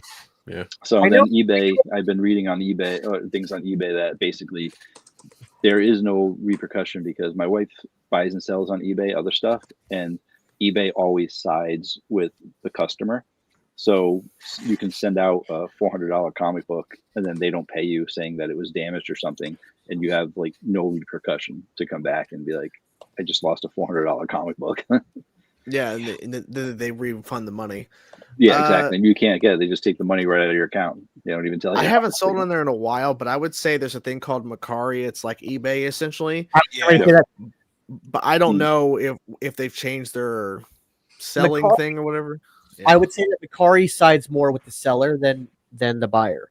Mhm. Because I actually sold a comic and a video game on Macari, and the guy tried to tell me that it was the game wouldn't play, it was damaged, and I told they sent that refund request to me. They send you a refund request, and you can accept the refund request or deny it.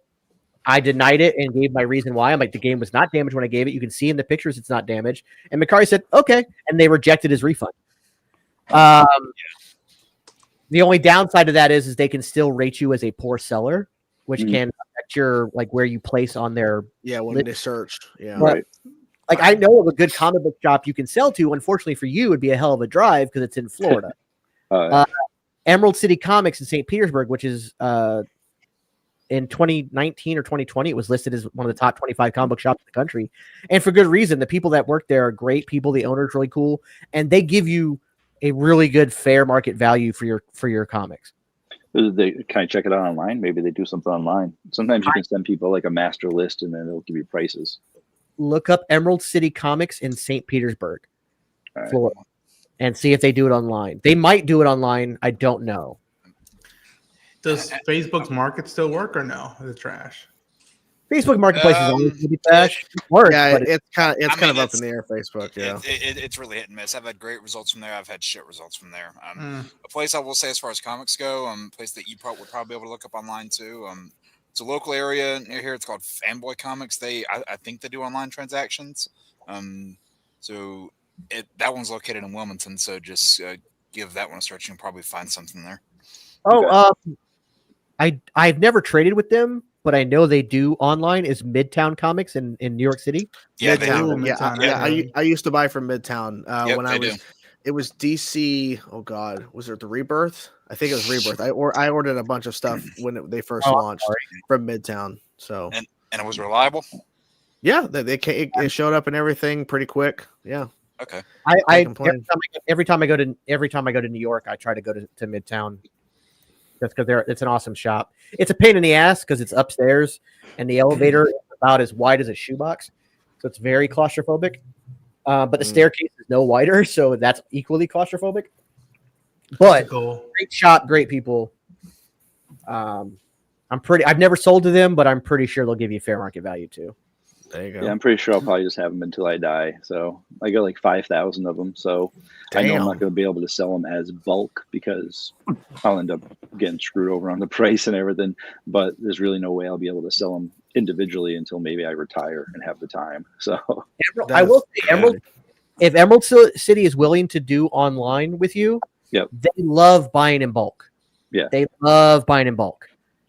So that's probably because they're going to give you less money. Yeah, and I will say another place that does love buying in those bulk orders over in the North Carolina area. Chainsaw, you might have heard of this one. It's called Time Tunnel Comics. They love getting those bulk orders in. I'm not sure. Yeah, I may have. Yeah, so that is another one to jot down. Well, I know with Emerald City, the reason they love to buy bulk is because 9 times out of 10 you're going to have full runs. So they're going to give you. They're willing to pay, because then they can bundle a full like 10 or 12 series arc and sell it for more than they could individually per issue. Yep. Yeah. So they're willing to give you good money for a box set, knowing they're going to get. You said 5,000. Yeah. They know they're probably going to get 50 to 60 decent collections out of that they can turn around and make a profit on. So sell it in bulk. Yeah, that makes sense. It's like, do I take those 100 that I have or 200 that I have that are really good and try and sell those individually to get the most for them, and then sell everything else as bulk? That's a possibility too. It kind of depends on what they are. Yeah. I had a guy that used to run a comic book shop, and then he closed down, but he bought a second house next door to his own, and basically just turned that second house into full storage. So you could just walk around and it was nothing but there was literally just stacked to the ceiling, just comic books and figures everywhere. And he had these long boxes, and it was the entire run of Wizard magazine. Oh wow. And he let me take one. He let my friend take one, and he still had like 5 more complete sets. I took that complete set to Emerald City, and I got like $400 for the entire series. Oh wow. I missed the time when getting a second building for that kind of thing was actually feasible and affordable. Yeah. Man, not anymore. Nope. Sure as hell not now. I only ever got one Wizard book, and I remember it advertised Comic-Con for me, San Diego, and that was the first time I ever heard of San Diego Comic-Con. I was like, what the fuck? Yeah. He's still the birthday boy in my eyes. Johnny's here. Welcome, sir. Get my ass. It's my birthday week, I guess. How we doing? Yeah, man. What's up, Mr. Barber? What up? How we doing? How many cuts you do today? I did 4. That's good, because Nice. you were doing 2 a day. Now you're up to 4. Yeah, I've been doing like 4 or 5 most days now, which is good. Walk-ins or people that are scheduling, or is it a mix? Mix of both. It's like half and half usually. Is it like a long wait for the people that are walk-ins? It kind of depends on when you walk in. Like if you walk in and we're all busy, then you're gonna have to chill on the couch until someone's done and doesn't have an appointment. Or if you walk in I literally was just chilling today, and this big ass dude came in. He had like head like skull tattoos and tattoo sleeves and shit. And he was like, "You have time for walking?" I was like, "Yeah, sure, fuck it." Damn. It was This pretty is cool. what you do at the comic shops. You eat at the barber shop. You take a comic you haven't read, you want to get through, or you download a movie or a series, and that's how you do in the wait. Well, don't you play movies in your We shop? do have movies. We have 3 TVs up, so there's usually something on the TV. If there's kids in there, we have kid-friendly stuff. If not, then my boss has just been putting on Dexter. So we're kind of just sitting there watching Dexter. Ooh, nice. So, so when the kids come in, do you switch as a Nosferatu or Terrifier, or like what do you switch? Yeah, we put in Long specifically the opening scene of Terrifier 3 specifically, and then yeah, that's it. Maybe the third act, long legs too. Yeah, long legs. Oh yeah, the long legs. Oh, third act. Oh boy. Today was actually good because our kid content, we had Fairly Odd Parents on in the morning because he just like put on Nickelodeon, and then we put on SpongeBob after. So this is a good day of kids Old content. SpongeBob or new SpongeBob? Old SpongeBob. Okay, That's very important. Yeah, Okay. Like we had the Krusty Krab pizza episode on, which is like the big standout for me. Classic. So Yeah, there you go. love it. This is not true. You Is just that go to, canon? Not true at all. you just build up a kid's corner. You get that little like dentist toy, with the little balls on it and the colors and everything, and you have Legos, and then you put on Human Centipede. The kids will be fine. Yeah, we just need to set up like a little jail cell for the kids to go get their hair cut in so they can't see what's going on in the rest of the shop. No, the shop that I would go to when I was a teenager a lot, like they would have like certain sections based on where they were. There was a kids corner where they would get them all at. It was often right next to where I was getting my haircut a lot of the time. I would look over. I kid you not. Every damn day I walked in there, I look over. Teen Titans Go is on the TV. I was like, Yeah, Nice. why? yeah. The barber I went to, like it was either Teen Titans Go because there was a kid in there at some point. They just never changed the channel, or Yeah. it was 80 Griffith, which it's like at a certain point I'm like, Wow. okay, all right, Yeah. Okay. it's a weird difference. But, That's that's interesting. Dude, yeah, you never know what to expect when you walk into our shop. There could be anything on. Like we had a week where because I got my boss into the Penguin, and he didn't like the Batman, so we literally watched the Batman like at least once a day for a whole week, and I was just sitting there loving it. So he's like asking me about the movie, like I'm just giving like video essays, but I'm just sitting in my chair, just like so. You're like, This what? scene means this, He's and probably this getting happens tired of- because of this. he's getting tired of hearing something's in the way. You're like, why didn't I go to school for this? Oh, I loved it. Yeah, everyone. It was funny too because people that were just like waiting in the waiting area, like were just like listening to my fucking spiels too, and then they were talking to me about it. Like I was literally teaching like the Batman classes at the barbershop. It was kind of funny. I bet you I wish I could can't see wait that. to throw on Girls Gone Wild Mardi Gras edition. Boom. Yeah. Oh. Yeah. Yep. You know what I Yeah. recommend? You I think this would be great for all the We kids. watched White and Chicks one day, which was funny. You should put on the second half of any council episode and just see what happens. Ooh, Don't do that. lose my job. Don't do that. Do not do that. Fun. Like, if we want to appease the kids, you want to put on something animated, just put on Archer. No, Mm. Actually, I'll You one can up put on that. Preacher No, Commandos. Is that too? I'll one up that and Oh. say, I'll one up that and say, put on Happy Tree Friends. There you go. Yep. Oh, just South Park. Binge all South Park. Darren with your Darren jokes. Hey. Until someone comes in and starts saying something's in my ass, be like, everybody get the fuck out. Well, look, I got my hair cut today, and I don't know why you didn't cut my Yeah. hair. John. I was gonna say, I noticed. Yeah, I got man. mine yesterday. You can't see it. Yeah, I had to get it cut, and every time they were cutting, I'm like, if only Johnny was doing it. If only Johnny was know. here. Yeah. Then you'd be aroused the whole time. Yeah. I actually spend way too much on my hair nowadays because my community, I lost a bet, but I wanted to do it to go blonde. Mm-hmm. I ended up falling in love with it, so I've stuck with it now for like 6 months. But it cost me like $150 a month to keep it. Holy no. shit! No. How much do you pay for a cut? The cut itself is actually included in the color and everything, but the color is where it's killing it because I have the darkest of dark hair. I have the darkest jet black hair, so I'm in Coloring there. does cost a lot. I'm in there for 2 hours, like with heavy bleach and then tons of toner and everything. I finally, after 6 months, got it to the platinum color I wanted. I was gonna say, yeah, I didn't notice it first, but it does look nice. Yeah, coloring's just super expensive. It's finally he did. My stylist did tell me it would be a little bit cheaper this next go around because we finally got it to where I want it. So she's just basically doing the root touch up and a little bit of a trim, so it won't cost me as much from here forward, but it's still going to cost me around $90 to $100. Damn. $15 right there. 15. There we 15. go.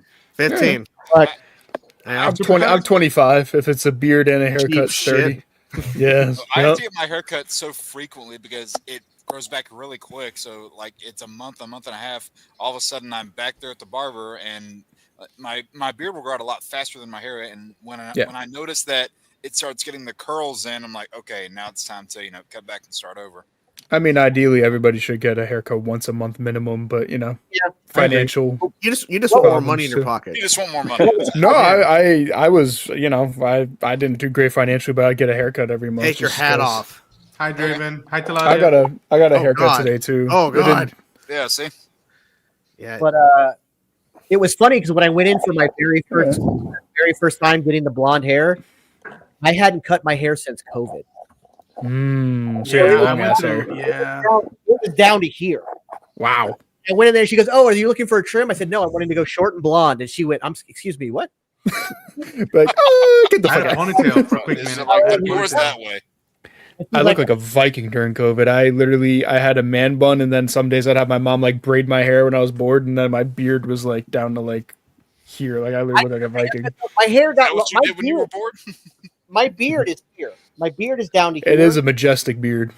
My hair got longer than my beard. I was like, "Oh, I got it." Super. That's Wait, so that means you should probably go and audition for a Duck Dynasty reboot. Damn, my hair is down to my nips. Just how I like it. Yeah. Yeah. Hey, Johnny, you know what? That gives you plenty of stuff to pull. It does. Look, say that until you're shirtless and your hair tickles your nipples and you're not ready for it and you freak the fuck out because I happened to me. Ain't nothing surprising me anymore. Trust me. I heard a noise. I swung sideways and my hair just went straight across my chest and I went, "Oh, what the hell is that?" Yeah, I don't really experience that too often. I've also been single for 7 years, so any kind of touch was weird. So at least you're honest. At least he was honest about that. Yeah, you're honest about it. Yeah, no, I give Phil constant nipple massages with his own hair. Ooh. Yeah. Oh yeah. And he's got a Something's in My Ass shirt on. Perfect. Something's in nice. After a hard day of working out, it's just easier to come home and let someone else take care of you. Yeah, that's what I'm saying. And then the real job begins, right, Phil? The real job. I'm sorry. This is an A-B conversation. See your way the fuck out of it, Jake. Yeah, bro, we're flirting, dude. You need to work on your flirting, we don't. I'm flirting with my wife. We don't do the whole third wheel shit. Sorry, you're the woman. I'm the man here. Yeah, get the lore right. Oh wow. Okay. Get the lore right. How many times have you guys fucked the lore up at this point? Too often. Way too often. The kid even corrects us, and he can't even get it right half the time either. That's why we give him a Happy Meal every now and again. It's funny because like on Johnny's music stream we did on Monday, he was like, "I forget the lore." I'm like, "It's too much. It's too much." Yeah. lore. Oh yeah. Oh, you mean the same stream where that fucking punk kid was on? Yeah. God damn it. I meant to message you on Discord, Chainsaw, and be like, "Yeah, so remember my theory I had about after the stream?" I was like, "That shit's not happening anymore." I did hear about that after the fact. No, that hasn't happened anymore. Oh, well, I also so Phil sent a song in. Ronan sent a song in. I sent I sent Johnny your song, God. Jake. I sent your song to him. What song? Gosh, yeah, something that cannot ever be uttered. I don't know. I don't think you even know what it is. No, I'm pretty sure I do. The house next door to me was sold. Yeah, bro. Yeah, that's exactly what I was thinking. God. Can we play my song on this stream? What was it called?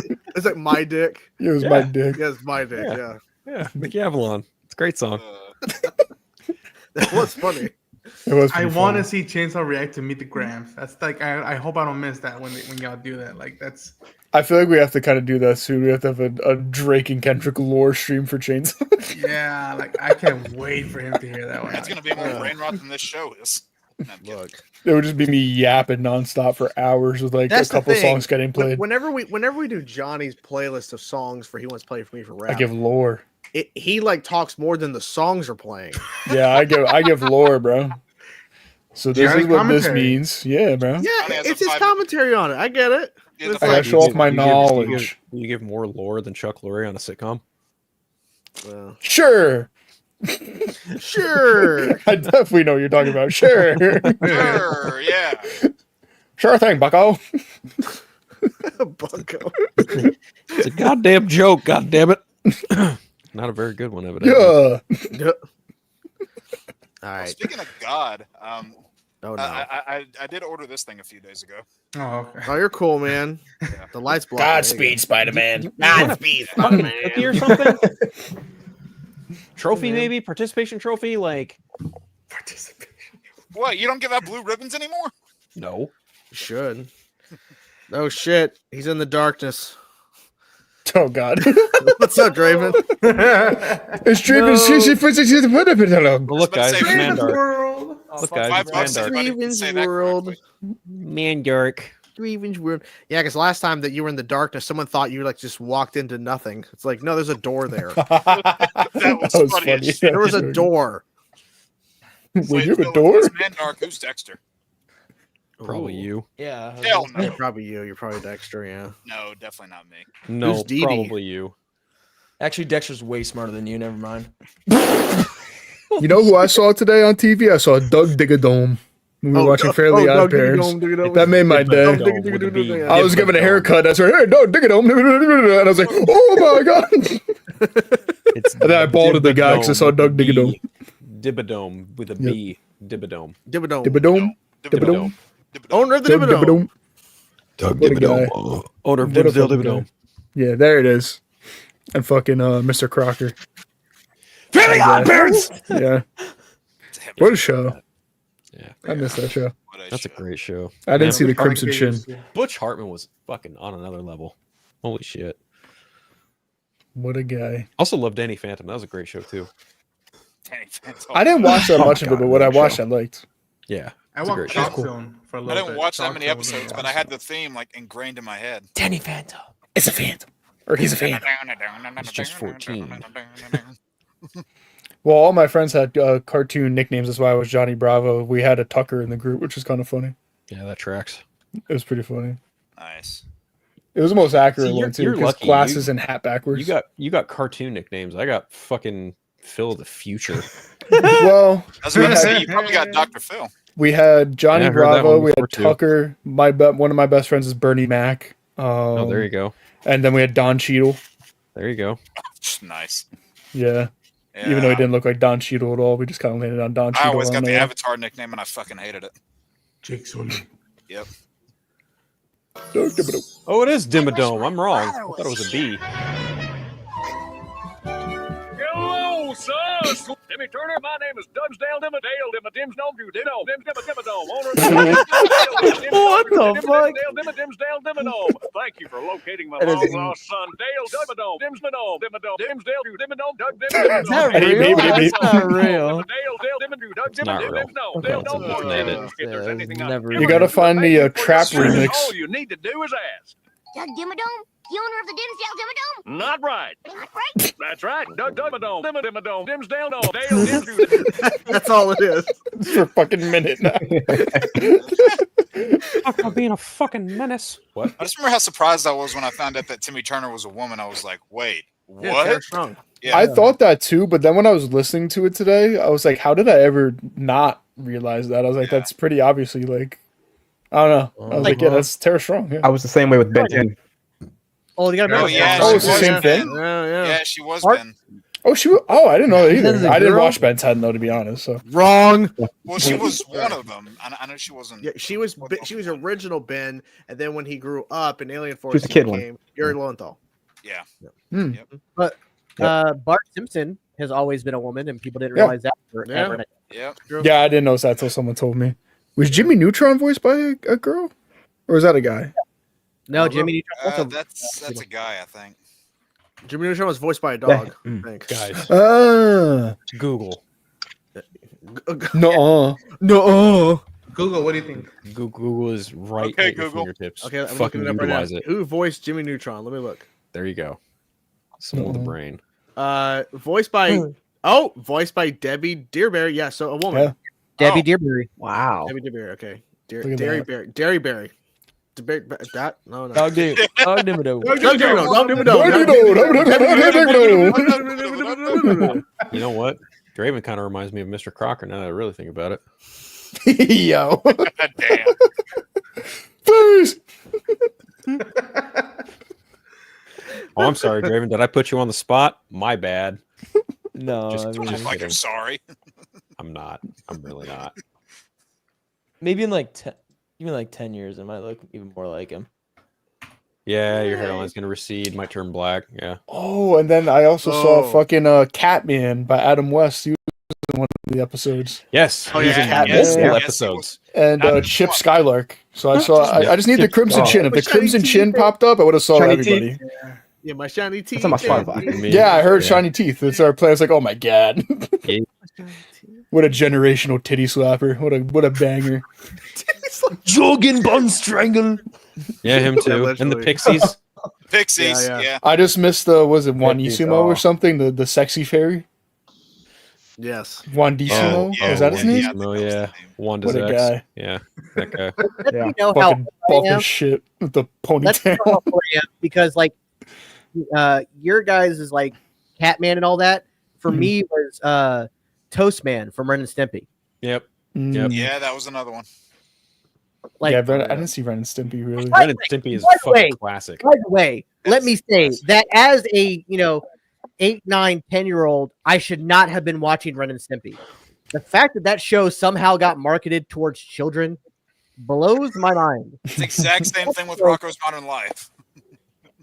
My I aunt went to high school with the guy who made Rocco's Modern Life. Yep. Really? Yeah, But Gil like, Murray. you do, like today, like Regular Show and The Amazing World of Gumball. Mhm. Those shows are so incredibly adult. Uh-huh. I was gonna say for me it was probably Courage the Cowardly Dog. Like that's a pretty fucked up show in some ways. I would wake up in the middle of the night with that on, and I'd be terrified of what I'm looking at. That's crazy, bro. He's getting chased. Bro, that fucking show is crazy. I actually went, I remember when I first got Max, I watched a couple episodes of Billy and Mandy because that was my shit. I love the Grim Adventures of dude, Billy and yes. Mandy. Yarp. And then I watched a couple episodes of Courage, and I was like, dude, this show is I used to wake up to George crazy. Lopez, bro. Like I'd be watching Yeah, that George meme Lopez I the night live. before, I'm like 2 a.m. like listening to it. Oh my god! I'm like, bro, I gotta turn this shit off. Bro. Does anybody here remember Freakazoid? Yes. Yes. That was my shit growing up. Let me tell you. Yeah, that tracks. Tell me what that means right now. No, I want to hear where he's going with that. I'm just saying that. You makes say a lot you're a of sense. freakazoid, dude. It's simple as that. That's what he's saying, man. Going Gugu over a guy in red tights and spandex. Yeah, that makes sense, especially with blue skin. Yeah, that fucking tracks. Yeah, that definitely tracks. You fucking weirdo. Do you want me to lay out all your stuff on the carpet? We got time. Actually, probably. Oh, Well, now- shit. We're already talking about our sex life. What do you mean? We already laid stuff out. Yeah, I play with his hair and nipples. Man. What do you want? Like Literally and figuratively. Yeah. Literally and figuratively, yes, indeed. And they're not picky about the order either. I like how there was no easy transition into the freaking second half of the show. It was just dove right into Bro, this is what happens when you find me on. Council. I live in a slightly family-friendly barbershop. So when I get home, I got to let out my degeneracy This is somehow. true. Yeah, because we're now in the second half of the show at this point. Yeah, and when I'm here, chaos starts. This is the Adult Swim. Yeah. Cartoon Network was beforehand. Yeah, the only downside is Steve Blum isn't voicing a character in a robot suit telling us what's next. Yeah. Could be. Could. Who's to say? Does he have Except it's cameo? not Could Steve we get a Blum, it's Mickey Mouse. That's what it is. I was just getting ready to say I think he has cameo. I think he does, yeah. Yeah, get him a cameo. Yeah. I think, if I'm not mistaken, he's gonna be in that new Lazarus anime. That's from the guy from Bebop. Yes. Might, yeah. I'm looking Yes, forward to I that think one. Let's see. I think of him as Tank Dempsey from COD Zombies and Thomas on Logic's rap albums. Tom All from the skits. Tsunami is my first thought. Zeb Aurelio for me. From Rebel. Oh, and Blum Zeb. is Yeah, cur- of course. Zeb, He's currently yeah. not doing cameos. Oh, I thought he was. Wolverine.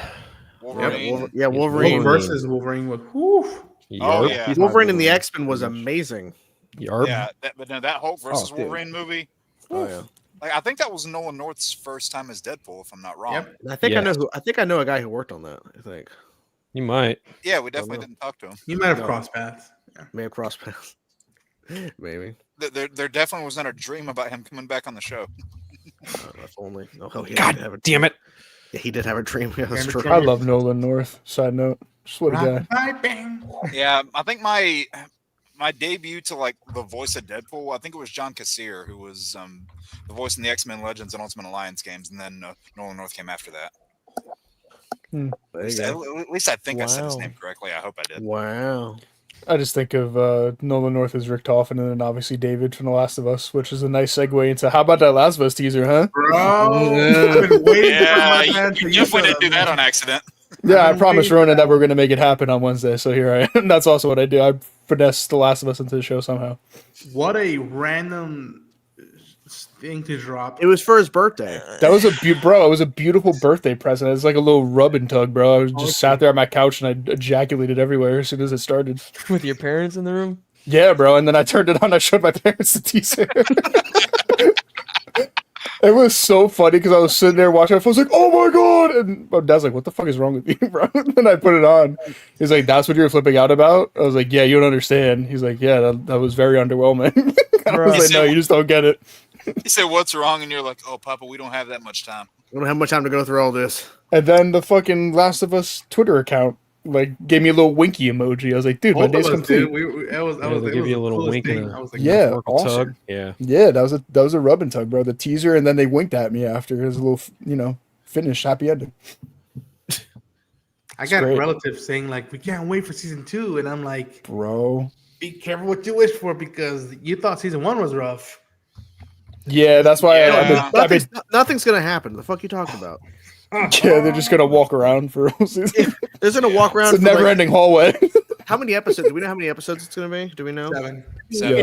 It's 7 episodes just walking around. That's all it is. She just keeps opening the door in that hallway. It never ends. Yeah. The siren never stops. A live action walking simulator. You'll be fine. Yeah, it's fine. There won't be any trauma involved. No, they're gonna go out and get some ice cream. It's a fun, uplifting show. Maybe have that won't piss anyone off. No golfing. Everyone will have a at great all, time, guaranteed. Gianni, did you see that like somebody made a video and I think even HBO retweeted it on Posted it on Instagram, but it's just a dude calling his mom, be like, "Hey mom, yeah, can you call the therapist, the family? Yeah, tell him I'm gonna need to book appointments every Monday, and every Monday Real. on the mark." They're like, yeah, real. Yeah. Mhm. excuse me. I can't wait, bro. I can't fucking wait. So fucking good, man. Like, I love this torturing everybody too. That because I made all my friends watch the show even if they didn't play the game. So I'm just teasing them like, you don't know, no, you don't know what's about to happen, bro. You should have them play through the game first, and then, or just have them dread through it and be like, "Oh, okay."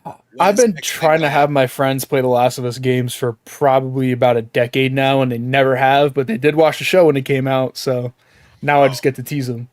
So. And they already teased stuff from season 1, like either a dialogue or like a word choice, and I'm like, oh, that's gonna backfire in season 2. That can't wait. Ooh, yeah. Yeah. Oh yeah, they planted the seeds real good in season 1 for season 2. Yeah, The market is gonna be wild. They knew what they were doing. God damn. And what did you also see the that Sony thing, the future concept entertainment concept that they did, where it's like LED screens and people are gonna have to like pretend they're shotgunning like clickers and whatnot. Did you see that, Johnny, or no? No, I meant to watch your video on it because I definitely missed that. It's like almost like escape roomish, if you will, that they're doing. Which at this point, I'm like, I would just make it practical and just do that as a That would be sick. tour thing. But You don't That'd say. be so cool. yeah, I'm looking forward to it. Is anybody else here last of This us? isn't Disney. The first game is awesome. I didn't play the same game. I know all the spoilers and stuff. Yeah, same here. Season 1 was really good. I'm Intrigued for season 2? well at this point. It's like a bit of footage. at this point, I already know what's gonna happen. It's just like, when is it gonna happen? And, or are they gonna? Or the biggest question. I know they're showing footage and like, who left? Who left? Did the guy that was muted the whole time? Oh, okay. Bye. Thanks for being Who the here. fuck is that guy? Yeah, well, Yeah, that's literally what I'm we asking. got the bid in. yeah. But yeah, for me, it's like, are they going to do it in season 2? Or are they going to wait to see? Cause weren't they shooting season 3 as well? I think They're they were. supposed to be starting this summer. Okay, well then it's pretty much confirmed. Okay, see, it's going to happen in season 2 because they're already showing stuff. It's like, Yep. They shot something that's towards the end of the fucking game already. It's like, but in what order are they going to actually show? Exactly. Because I said on time, Ronan's stream that I'm starting to think they're going to go chronological for the most part. That's kind of where I'm starting to feel based off what we've seen. Yeah. That's what makes sense to me. Is we're gonna go actual chronological order. And I will say this to you too, Chainsaw. I don't know if this applies for anybody else out there. Even if you know what's going to happen in the second game is still really good gameplay wise. So even if I'll play it eventually, but like I got so much shit. Like at some point I'll probably play it. Probably not anytime soon because I mean, it's a commitment though. And I got other games I got to play. Plus, I'm also trying to spend time like trying to get back into reading. Going to see more movies in the theaters. I don't have a lot of time to dive into something like that. I really just don't. So I would say reading. Yeah, I'm not smart like that. I just watch Disney and react to Disney all day. I got it. Yeah, I react to Disney every day. Yep. Okay. My PS4 got damaged in the move up here. Oh, that sucks. So, and I do not have the money to get a PS5, so I've not had video games. The one good thing that has happened is that I'm almost finished with my book. Like I've been writing a book because I'm like, well, I got to fill my time with something. But I did not realize how much I played games until I didn't have them. But I will say, weirdly enough, one of the last games I played, because I played through God of War Ragnarok. Oh, phenomenal game. Which is one of the greatest games ever made. Yeah. I played Last of Us 2. For me, the second Last of Us was a little bit of diminishing returns. And I don't think it was as good as the first one. I thought the first one was better. And that's my only fear. And it's a minor fear. I'm not that worried because I think that the first season really it showed what they could do with it as a live action series. Yeah. I have confidence that they can nail season 2, but there is that lingering fear in the back of my head of, does it have the same law of diminishing returns that the game had for me? And I might be kind of alone on that. I don't think I am. I'm pretty sure 2 is still one that people like. It's the most divisive game of all time. I'm pretty sure. I love it. Definitely. I have a tattoo of it, and then Ronan, you're like you're kind of mixed, but positive mixed. Kingdom Hearts 3 comes to mind almost immediately. Oh yeah, for most divisive. One of the most divisive games of all time. Yeah, Kingdom Hearts 3. Even though it was so good, and then the third game had a lot of interesting choices, and it was bad in the other respects. Yeah. 2 is also, I've seen it's been a mixed bag in the eyes of some people because it's like, yes, there's a lot of fantastic stuff in there, but it takes you a good minute to get to it, and that's what a lot of people's problem is. It's just getting through the Roxa stuff, which is like not that it's not that long, and it's really it's whatever. 2 is like one of the greatest games ever made. More often just getting than through not. the Roxa like stuff. Even people fans of the franchise even say like, Kingdom Hearts 2 is probably the most well-rounded game of them all. It's still probably the best one. I played, what was it, 2.8, I think it was, and I was like, okay, so that one is actually Kingdom Hearts Dream Drop Distance remastered and repackaged for PS4 and Xbox. I think it's on Xbox. I could be wrong about that. No, it is on Xbox. And it's also got the cutscenes of Kingdom Hearts Recoded, and then it's got another bit that was kind of the demo for Kingdom Hearts 3, where you played as Aqua and you got to roam around the realm of darkness with Master Ericus's Keyblade and a bunch of other bullshit. They basically just gave you like a very soft introduction into Kingdom Hearts 3 and how that game was going to play by way of that. And even then, some of the stuff in that doesn't even appear in Kingdom Hearts 3, which is kind of strange. But I know entirely too much about that franchise. Speaking of video games turned into series, though, Amazon is going to be pumping a ton of money into the God of War series. Yeah, I'm very surprising nobody. I'm cautiously optimistic about that show. That's a very hard game to adapt. Yeah, well, it's so weird seeing Timothée Chalamet play Kratos. It's me so weird. Play boy, and play boy and Kratos at the same time. Boy. You remember when everybody was? Well, no, saying, Jack. What is going to get Dwayne Johnson to do it? Jack Black's going to play Kratos. Oh my god! Yes, totally. But like, I do appreciate that the series is going to basically jump to the 2018 and Ragnarok. They're going to go with an older Kratos and that dynamic, because those games were far more cinematic. Yeah, sure. They were far more cinematic, and I think they will translate much better to a series or a film. But they're going to be doing a series, at least as of right now. But I'm excited, but I'm also scared because even though we've had we have had in recent history some great video game movies and series. Obviously, Last of Us is a perfect example.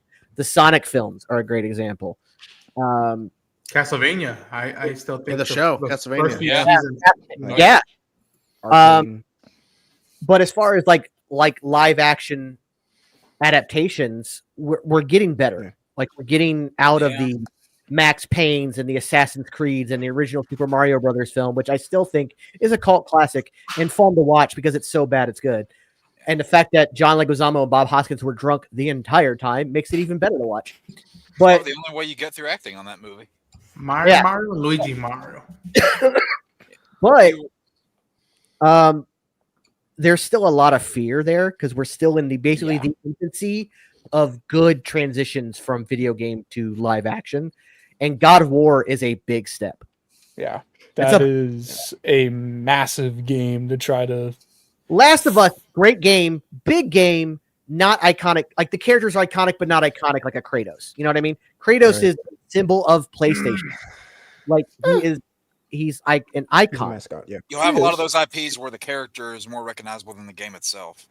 Yeah. And so, like, I would still put Ellie and Joel up there just because. I'd put them up there. I would say The Last of Us is just easier to adapt because it's like an apocalyptic story. Like, really, the hardest part of adapting The Last of Us is like getting the clickers and stuff to look good and just the overall vibe of it. Where God of War, just these gigantic, bombastic, crazy fucking testosterone, adrenaline pump, just crazy shit happening all the time. By the way, I still want Dave Bautista as Kratos, but I digress. How much he's slimmed down, though. He's 240. Yeah, he's not going to get. You call that slim down? Yeah. The man's still 240. He's 6'4", 240, still jacked as shit. Yeah, he's slimmed down, but he's still massive. He's fine. Trust me. Well, he said he doesn't want to play those physically demanding roles that much anymore either.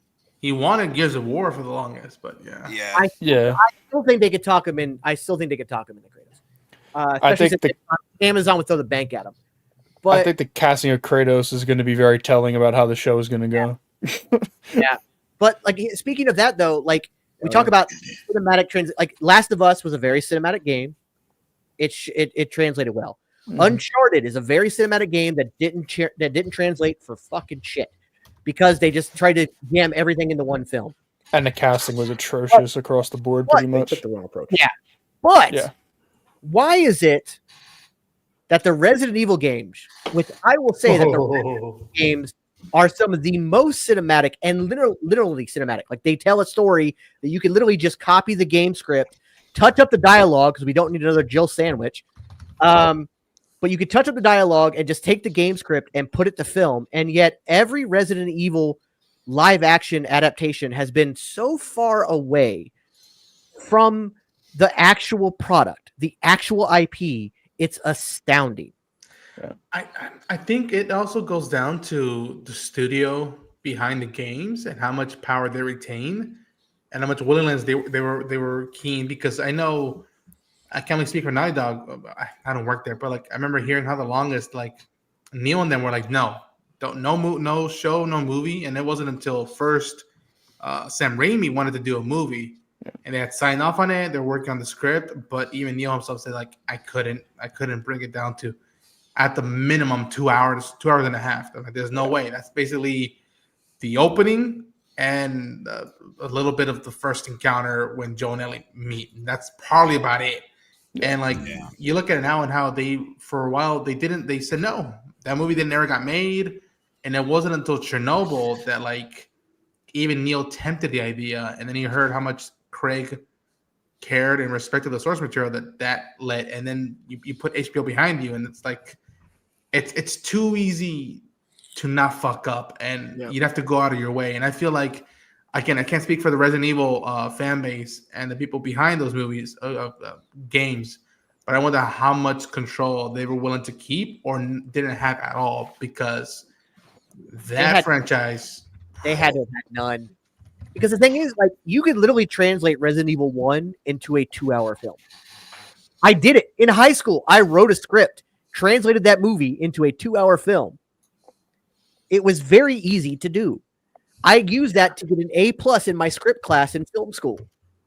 They're doing a movie of it right now, right? Is it like some European guy, I believe, that's doing it? If I'm mistaken, or maybe Silent Hill. I'm probably mistaken by that. Yeah. Oh no, yeah, you're right. Silent Hill. That is Which Silent that's another one. That's another one. Which, by the way, the first Silent Hill film isn't actually that bad, and pretty close to the. It's pretty close to the game, but their budget was dog shit, and that's what hurt them. They had literally no budget whatsoever. I think they had like a $2 or $3 million budget for that film. Yeah. This I doubt this would happen. I don't know if the love for this franchise is as big anymore as it used to be. But I love the Jack and Daxter games to bits, and I would love if they adapted that into something like whether it's a series or a film. Because I think with especially that first film, like I think the larger narrative is small enough to confine into a feature length film. And I think Ratchet and Clank kind of fucked the pooch for everyone else in that regard. Yeah, that one was kind of heartbreaking. Yeah, because I mean, they did the thing where everyone wanted. They literally just took all the cutscenes and what made the game the game. Like they did the story of the game as the story of the movie, and then people went, "Yeah, we know." That's the thing about video game adaptations. You can't just do a straight up adaptation of the video game, because then you run into that same problem. And look, I get everyone having those gripes with the Resident Evil movies. I do, but at the same time, again, as I just reiterated, like you can't just do the game and then make it a movie. I'm glad you passed film class and got your thing and did that. Believe me, I'm not trying to diminish that in any way, shape, or form.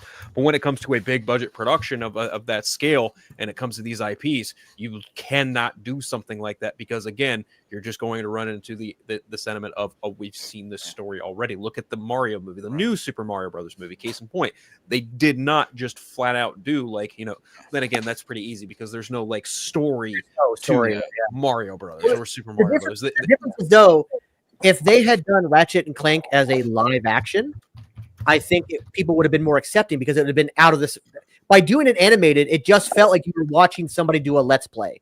Pretty much, but at the same time, how do you even do Ratchet and Clank as live action in that sense? Because again, those characters are so fucking cartoony. I don't know if it would translate that well. It's something like Jack and Daxter. You could probably get away with doing something like that. Yeah, I think Jack and Daxter would translate better. I also think it would be weird to see, but I would kind of want to see a Crash Bandicoot film, but they give it the Deadpool treatment.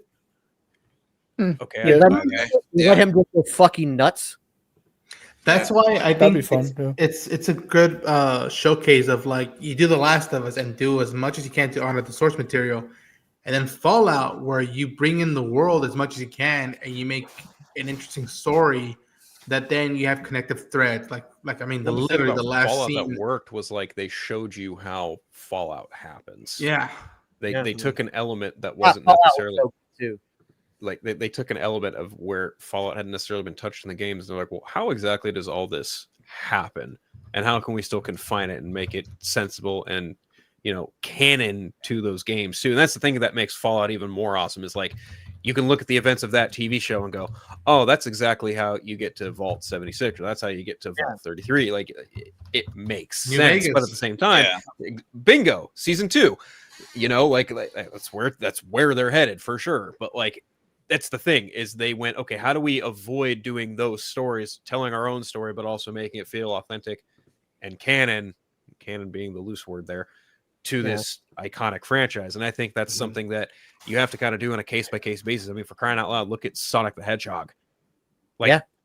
Those movies are paying so much spiritual homage to the games. They're also telling their own story in their own way. Because let's face it, I don't think anyone was fucking clamoring for Jim Carrey to be Dr. Robotnik. Then by the end of that first movie, everyone went, you know what? He's actually fucking perfect for Dr. Robotnik. Yeah. And the thing I will say is kind of like a possible devil's advocate to that point of that, you brought up that they want to take those IPs and that they can't just do the same thing, because then you'll get the people that just say yeah, we know. You'll have people on the other side of that spectrum whenever something is done different.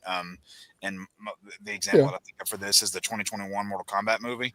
That's that's definitely a different structure to the 1995 one. And whenever the different thing was done, you had half the audience that complained about it. But it's not really half the audience though. It's those hardcore dipshit fans who want everything to be the fucking same all the time. Yeah. The vocal minority. Yep. I think though that Fallout and Last of Us is the perfect example to how to treat Resident Evil. Fallout, you have such a massive open world series in those games that you could do a story that is canon, but not something we saw in the video games. But it treats, like you said, it pays perfect homage and it fits in. Last of Us is a much more tightly knit world, and you can just you take the stuff from the game and then you elegantly expand on it. Yes. You do that. Resident Evil falls under The Last of Us. Those games are very tight. It starts to expand. You have room to work with. The early games, you have this tight knit world, but you can make it breathe. And I think maybe doing this, maybe The Last of Us is something that, like, hey, guys, now we know we can do Resident Evil the right way because we did it the right way with The Last of Us, and we did in Fallout. Also showed you can do it the right way without having to tell the same story. So there's ways to go in both directions. But those Resident Evil movies, they either needed to go completely away from the source material or dead hard on, and they went away with too many nods to dead on. Yeah. And that's where they really failed. That and the acting was shit, and a lot of it was shit, but like the writing was shit and the director was shit. A lot of it was shit. But like they threw too many like Easter eggs or like, do you remember this moment in the game? But with a character that nobody knew. They just invented this brand new character out of fucking nowhere. Which it worked in Fallout. In Fallout, you could do that because your characters didn't really have a name. Open world, yeah. And could you imagine Last of Us if Last of Us started with some guy named Dave, and that was your protagonist throughout the Last of Us series? Some dude named Dave who meets Joel and Ellie offhandedly in episode 3 in the woods. That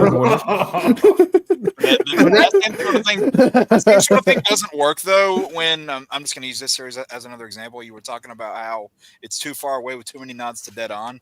I think that's one of the many things that killed that Assassin's Creed movie is that there was like too many far, like it was detached, and you could make it work with that structure. They just didn't with that movie, but there's definitely a way to do that right. I think what killed that movie, it was so fucking boring. That didn't help it either. It was so dull. That script was so bad. It was just that movie moved at the speed of smell. Like it was ridiculously slow. It made me want. I was so mad leaving Assassin's Creed. It made me want to punch babies. I was so done. I'm like, these games again. You have a game at cinematic, but each game, Assassin's Creed is unique because each game they lend to the lore of the previous game, but they also stand on their own. You can pick up any Assassin's Creed game and just play that one, and you'll be okay. Yeah, because they're all so detached from each other. Yeah, they just decided we'll put the guy's name in, and then fuck it all. We'll take an element from this game. We'll take an element from this game. We'll take an element from this game, and then we'll write the most boring script possible. So boring that Draven has fallen asleep. There he is. There he is. Ryan, bro, I had a long day. My story behind Assassin's Creed was I was actually watching it on TV at the gym, and I didn't know it was Assassin's Creed. I was watching this movie. I didn't know what it was, and it wasn't really that great of a movie. And then eventually I found out that it was Assassin's Creed. I'm like, is this Assassin's Creed? This doesn't remind me anything of the games whatsoever. Of any of the games. Yeah. I tell you what, I would have gotten the best workout of my life if Assassin's Creed was on because I'd have been running on that treadmill trying to get away. Yeah. The only that's for me, me on the treadmill. The only video game movie that's worse besides those that one guy over in I think Croatia who makes all those movies, the D&D movies and all those other video game movies. Fuck that dude. Is if I had to watch Max Payne. Like that's the only one that's worse. Have you seen that Tekken movie yet? Either one of them? Oh God, please God, no. Yeah, please spare yourself if you have not. I'm a huge Tekken fan. That's my soul. Okay, so this is not necessarily a video game adaptation because it's more of an anime adaptation, but obviously there's also video games of it. But Dragon Ball Evolution is another movie that makes you want to punch baby. And I'm not even watching that movie in theaters. I don't even like Dragon Ball Z. Like Like for me, I'm more about you more can just about get out like, right now. Like The door's Vegeta is that my way. spirit Yeah. animal. Go ahead and show yourself out. You better get Vegeta's to hide. awesome. I'm more of a Kira, Okay. Vampire Hunter D. What's that? Ghost in name? the Shell. Ghost. Oh, okay. Who watched the Scarlett Johansson Ghost in the Shell? Anybody? Yeah, I saw it too. Yeah. I saw it on Wasn't that bad? Screening. Yeah. No, I mean it's obvious that they were trying. They tried. Yeah. You know what was worse? Eon Flux with Charlize Theron. I don't think I've seen that. Oh, that's so bad. One day we'll get Akira. Ninja Scroll was the one I was thinking of. I preferred like that, like adaptation, that kind of anime, like that was what I was into. So Dragon Ball Z didn't really do it for me, but like I still appreciated the characters and I appreciated the lore. And when that movie came out, I was offended, and I was just like, "Man, I'm not even a fan." And I'm like, "This is." Isn't it the story I love the that creator franchise. saw so the movie, much. made the next thing of Dragon Ball? Isn't that the lore, or is that So fake? like I saw the movie in 2009. I would have been a junior in high school, and I remember seeing it with my four friends, my three other friends, and we were all pretty big Dragon Ball fans, especially me and my best friend. Like we know the lore like the back of our fucking hand. We watched every episode of Dragon Ball and Z up to that point. And I remember when that movie finished, and I'm just kind of flabbergasted at what I just saw, because they were, they took like a mid 2000s approach to it. They did some things that it was Dragon Ball on CW. Sure. But like, didn't Goku go to high school? I remember as the credits were rolling, I was like, wow, they didn't even include Krillin. And some kids stand up next, like in front of us. One of them turns around and goes, "You don't know shit about Dragon Ball." And I looked at him, I said, "Sit the fuck down." That was my exact reaction when I saw Tekken. Well, I'm not even lying. and he's here, and here's here today to call you out again. Talati is here. What the fuck? Yeah. But no, that was my exact reaction when I saw that Tekken movie in the theater, because that was 2010, so I'd have been a sophomore. I don't know what was worse, Dragon Ball Evolution or Street Fighter: The Rise of Chun-Li. They were both pretty good. No, I got up after that movie ended, I had a similar sort of situation where there were people criticizing me on what I knew, because I stood up, I was like, "So you guys didn't include fucking King in the movie at all? He's just not here." And someone ending. says, "Or what are you talking about, man? Like, you don't know this." I said, "Do you really want to do this right now?" My best friend standing next to me at the time had a Tekken 4 shirt on, and he wanted to act like we didn't know what we were talking about. Dude, I'm a Steve main, and when I saw what they did with Steve in that movie, I was like, "That's Steve? Okay, yeah." No. The one thing that movie got right is like 75% of the way the characters looked. The looks, for the most part, were pretty good. Like, they made Nina look like Nina. They made Raven look like Raven. They messed up a lot of the other looks, but they at least kind of knew what they were doing. They made Vega look like a CW villain from anything Arrow or Flash. Yeah. Yeah. Another one. The one that was bad was Dead or Alive. Didn't watch that. I've never been. I spared myself from that one. I think Kevin Nash was in that. Yes, Kevin Nash, the wrestler. Yes, Was he and I love bad? Kevin. I love Kevin. That's Super Shredder, baby. I love Kevin. I was all for Kevin being in that movie. That movie was dog shit. Dog shit. That's what he said. Dude, fighting There you games. go, Darius. He sang it, man. Oh shit! So bad. Dead or Alive was so bad. Dead They didn't even bother getting the characters right either. Like nobody looked like their characters. They just. I felt like they went around SAG-Aftra and just like, and we'll take you, and we'll take you, we'll take you, not you, we'll take you. All right, come on. Like they literally just walked into a room of Hollywood and picked it. Like, who isn't working right now? Like, who? By that point, I was missing Ming-Na Wen as Chun-Li. I'm like, just make the dress blue and give her. You know a movie is bad when Street Fighter, the Chun-Li one, makes the Jean-Claude Van Damme Street Fighter movie look like a masterpiece. Oh man, and even that ending, Ryu something, just like that movie. The original Street Fighter movie is another one of those. It's so bad it's good. I grew up with it. Raw Julia acted his M. Bisusi off for that fucking movie. holy shit, he was great as M. Bison, even though he was the worst pick to pick as M. Bison. And Jean-Claude Van Damme is Guile. Like, Guile was the most American character you could make, and they picked Jean-Claude Van Damme to play some beach bison. But that was kind of in line with a lot of those like movies with like him or Arnold being like, oh, they're this all-American guy with this heavy-ass accent. Yeah. Yeah. I was at a Comic-Con a few years ago, and it was in like the end of July.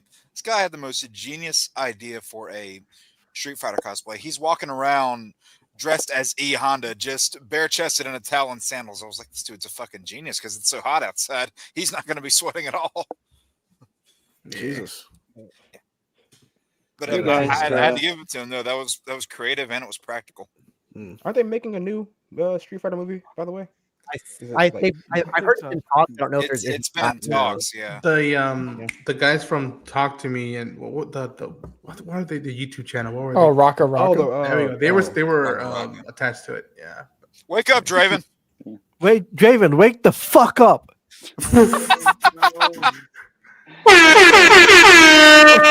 Oh my god! Literally listening.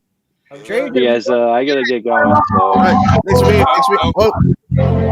What is happening? Okay, thanks for being here, Caffeine Man. Appreciate it, man. That was 2 days ago. Yeah, it's good Thanks meeting for being y'all. Thanks for having me here. Yeah, of course, man. Have a good night.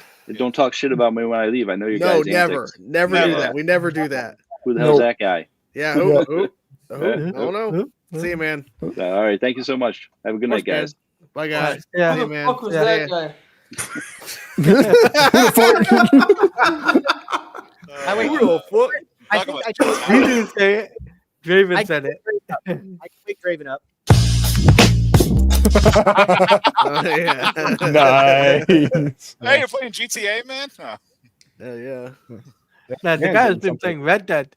That's what he was doing earlier. He thinks that's the best game ever. Oh yeah, he was playing Red Dead. Yeah. Wait. The second one or Red Dead Redemption? Red Dead Redemption 2. Two. Okay. I'm making sure. That's I didn't another play one. 2 in fairness. Isn't there a script done for a Red Dead Redemption movie? I wouldn't be surprised, but I tell That would be fucking amazing. If you want Red Dead Redemption on TV, go watch 1883. It's that's an amazing show. Yeah. I got to shout out a friend of mine. You guys might know him as Mr. Kennedy from back in the early 2000s. John F. I was about to say that. John F. Kennedy. Leon Kennedy. His name is Ken Anderson. He was a wrestler for a long time. He still wrestles now. Oh, I know who you're on about. After he left WWE, he went into doing some acting and some mocap stuff. He was the original Arthur Morgan before the game got shelved for a year and a half. What? But he was going to be the original Arthur Morgan. Wow. Yeah. When they hired me. And the rest is I have to give him a shout out. He's a good friend of mine. Actually, he should be Kennedy. podcast coming up. Kennedy. I really hope it. I really hope it happens. I Me really too. do. And Phil, you will not be the only one. Arthur. Wake up, boy. Boy. Boy. Wait. Sleep on your Well, floor again. Kennedy. Wake up, You sleep on your Yeah, floor yeah. again. So yeah, boy. he was in a Discord call weeks ago, and then like 20 minutes in, he's like, oh my god, you're awake. He's like, I'll sleep on my floor. I'm like, Yeah. what the fuck, dude? Yeah. Bro, I'm tired. I get it. It's Got a a bit, kid, it's, bro. I'm it's, tired. it's a bit for me to fall asleep in my gaming chair, but at least I'm falling asleep. There we in the go. chair. Now I can sleep. There in you peace. go. This is Raven right now.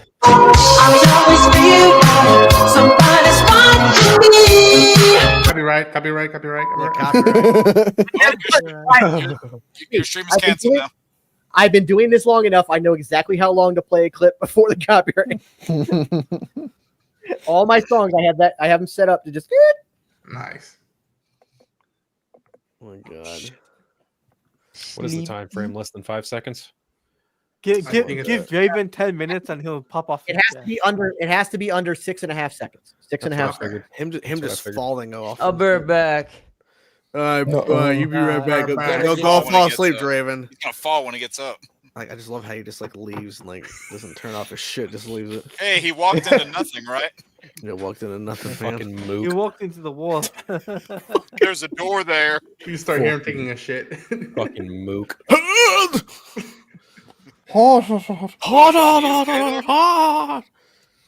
Oh man. When did Bono come in the conversation? Bono. Never mind. Oh man. Took me a second. Yeah, it did. Well, you're Canadian. You end up anywhere. Oh, not this fucking clown. The Great White North. Wow. Poor Canada. Canada, I'm gonna watch Tusk now because you reminded me of Canada. I'm gonna watch Blame it. Canada. I've heard that movie is Canada. very strange. I've never seen it. It is. JV, you didn't? Oh yeah. You David, get some of you that. didn't You got like- some of that milk. Yeah, milk from that cow. Or Got milk. you got milk. Draven. It is. Have you never seen a Hot Chainsaw? Never seen Tusk. No. You should react to it. Was it worth your time? That wasn't worth my time. I don't know. It is. I'll say this. It opened a new range in terms of Kevin Smith's filmography. I'll say that. Yeah. The two films I would highly recommend to people, besides the obvious catalog of Kevin Smith films, like I think Dogma is the greatest religious movie ever made, but that's part of his obvious catalog, is Tusk and Red State. Watch Red those. State's amazing. Red State is an amazing movie. It's great. Phenomenal. And did you ever hear about the alternate ending to Red State? Oh yeah. Oh yes. I won't say anything to anybody who hasn't seen it. It'd be something you talk about afterwards. But, like, legit, that movie. Whew, that is so good. And John Goodman's great in that. And then the kid from Sky High. Oh So yeah. I can't remember his name, but I know who you're talking about. Kid from Sky High. That's his Oh name. yeah. Red State's fucking amazing. Mahershala I love that Ali? movie. I still don't know. Mahershala Ali. To this day, I still don't know what my favorite Kevin Smith movie is. Like it's always been like that top three of Chasing Amy, Mallrats, and what the hell's the other one? Clerks. Clerks. Thank you. Took him a It's always- second. it's always been Can't believe you forgot Clerks. Shame on you. I know, right? It's I'm always wearing a been movies hat, you stupid fuck. You know this movie that's got this guy that did this thing who was in that thing that one time, and then he looks to his right and he goes, I'm not even supposed to Navy be here SEALs. today. You know what's amazing is like Kevin Smith totally foreshadowed Ben Affleck being Batman. That Right. Batman cover he did in Mallrats. Yep. Yep. That was brilliant. Yep. Loved it. That will bit in always- Mallrats where Jason Lee realizes it's Stan Lee and he's like, "Oh my god!" Just that bit where they're sitting in front of the window. I love that bit of realization. Do you? Yeah. I think what he was able to do, I think Dogma is always going to be my favorite Kevin Smith film because it elevated what he did as a director. Because Mallrats and Chasing Amy and Clerks are classics, but we don't get the greatness of Clerks 2 and then the emotional trauma, and I mean emotional damage. of Clerks Christ. That's loud. Jesus Christ, dude. I'm definitely not sleeping anymore. Oh, that shit's loud as fuck, bro. We all know you're just gonna get off the stream and go straight to bed anyway. No, I'm not. You and nobody brought out Cop Out yet, but that's another good one. Yeah. Not according to him. Cop Out. Sorry, I saw it in the movie theater. I like Cop Out, dude. I don't care what anybody says. Yeah, you would like Cop Yeah, Out. you're the only one. Dogma though is like, I think Don't I talk think shit about Dogma, something you haven't seen. He changed everything, and he was able to like evolve as a director and a screenwriter with Dogma. And of course, he had a couple setbacks. He had PG and a couple other shitty ass films, but Yoga Hosers. yeah. But like, I think that Dogma is where he took that next step. And then of course we get things like Tusk, we get things like Red State, we get Clerks 2 and Clerks 3 and the other stuff he's done. And I Reboot. There were a couple of those, weren't there? Apparently, he's Oh, working actually, on Clerks 4. got I Ben don't know Affleck how the back. fuck you do a That was Clerks cool. 4, but more power to him. Yeah, I did see that. the Jay and Silent Bob movie, the first one, not Reboot, the first one.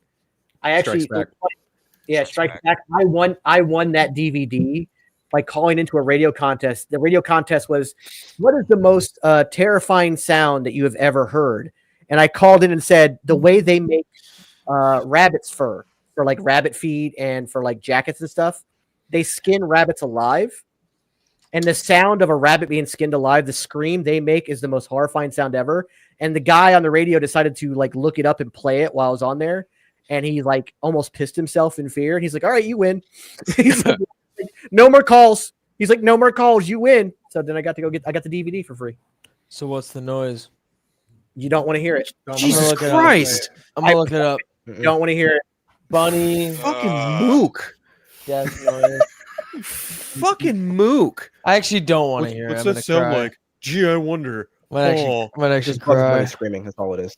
To me, I think that the two stuff that I wish he would still get the chance to make is his Buckaroo Banzai series and his Howard the Duck series that he was working Howard the Duck, yes. Buckaroo Banzai? No, leave that in the past.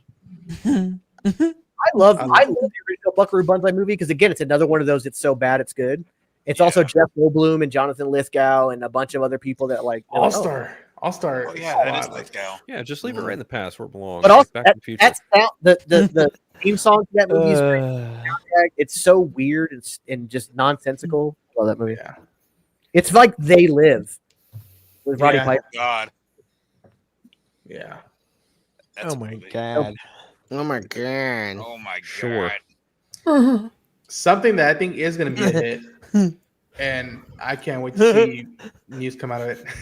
That's He's having funny. the ball of his life. Is Supergirl. I really Jesus Christ. I really want to see what Millie Alcock can do with that story. And I need to read the comic. I want to read the comic before that one comes out. I think I again. will read Woman of Tomorrow. It's a good one. Who is everyone? My favorite director. You Bull. That's the person I was thinking of. You Bowl is who I was trying to think of. Joypad Jake. Man, oh. Hey. I can't wait for Ubol's Dark Knight movie. Yeah. Oh was yeah, just where about to say Army that, yeah. Hammers the Yeah. Dark Knight. I'm gonna like, eat surely that this up. is I'm a gonna joke, eat right? that up. Do Does we, that do mean we have to go Oh, around answering, nice. answering this Does question that now or mean what? Joker? I think they put in a bookmark on it. Yeah, let's be honest. Oh, Let's boy. actually answer the question. Monsieur Tarantino. I'm gonna be a basic white bitch and say Steven Spielberg. I will always love everything he Christopher does. I Nolan. don't blame you. Christopher Nolan's my second. Wow, you guys just don't know how to go in order, do you? No, That's okay. This is order. It's him, then Why have we me. done anything during this entire live stream in order? yeah, bro. Well, that's true. There is no there's no order to this chaos. Honestly, I really don't know. I really don't like. I don't know. I don't think I've ever had like a favorite actor or actress or director. I just Really? never. No, not really. Huh. I don't. I'd really have to think about it. Really? I could tell you right now, based off the filmography that I've seen from him, Denis Villeneuve's fucking crushing it. He's up there for Mhm. sure. He's So, but I don't know if that's my favorite. But man, Denis Villeneuve. but just based on just like Dune Part 2 and Dune Part 1 and Prisoners, Sicario, yeah. Once you throw in Prisoner, Arrival, Blade Runner. but when you Blade and Runner. Rival, Blade yeah, but Runner. when you throw in Christopher Nolan in terms of like the Bro. Prestige, Dark all Knight, this Batman shit, Begins, all Dark this Knight shit, Rises, like Memento. Inception, Memento. it's so good. Inception's amazing. Oppenheimer. Still, if you have to see that. Can you But- listen to the music? Yeah. Can you hear That the movie's music? great. Oh, the Sharknado director, yeah, that's probably it. Yeah, Ew. but yeah, I don't know. Martin the Scorsese. Directors, or they just point cameras and tell people to run. I mean, it's directing. It is directing. They just Ronan. point cameras, they just go.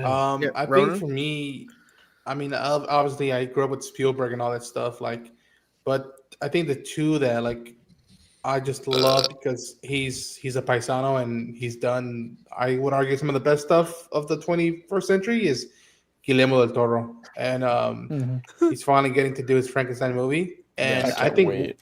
one that I think has done just as good a job as Denis Villeneuve, but is still kind of underrated for a lot of folks, is Alex Garland. Like, I Alex think Garland's That's good. people need to give a lot more love. Alex Garland, that dude. I got to interview him at New York Comic Con in 2019. Oh, you lucky son of a. Yeah. And we talked about Dread a lot because that was his technical directorial debut because the director made him fucked off and he had to take over. He is such a cool but take no bullshit kind of guy. Mm-hmm. I love his approach to things. Him and Doug Lyman. I also interviewed him. Doug Lyman Really nice guy. That was when he was doing that series called it was on YouTube. It was called not Impulse. What was it called? Impulse? It was basically a kind of spin-off, a kind of break off of Chronicle. Oh, okay. Yeah, I remember that movie. And I interviewed him, and we talked about like Edge of Tomorrow. We talked about the Gambit movie he never got to make and stuff like that. He's another dude. He's like him and Alex are those kind of guys that if you ever got a chance to interview them, set aside 2 hours because you're not going to want to stop talking to them. You're never going to get like a 15-minute interview that you're going to be satisfied with. I spoke to Doug. It was Doug, the main actress, Maddie, I forgot her name, and then Missy Pyle, because Missy Pyle played the mom in that. Which, by the way, Missy Pyle also one of the sweetest human beings I've ever met in my entire life. So wonderful, and of course I had to talk to her about Galaxy Quest. Because Galaxy Quest is a perfect film. Part of my childhood.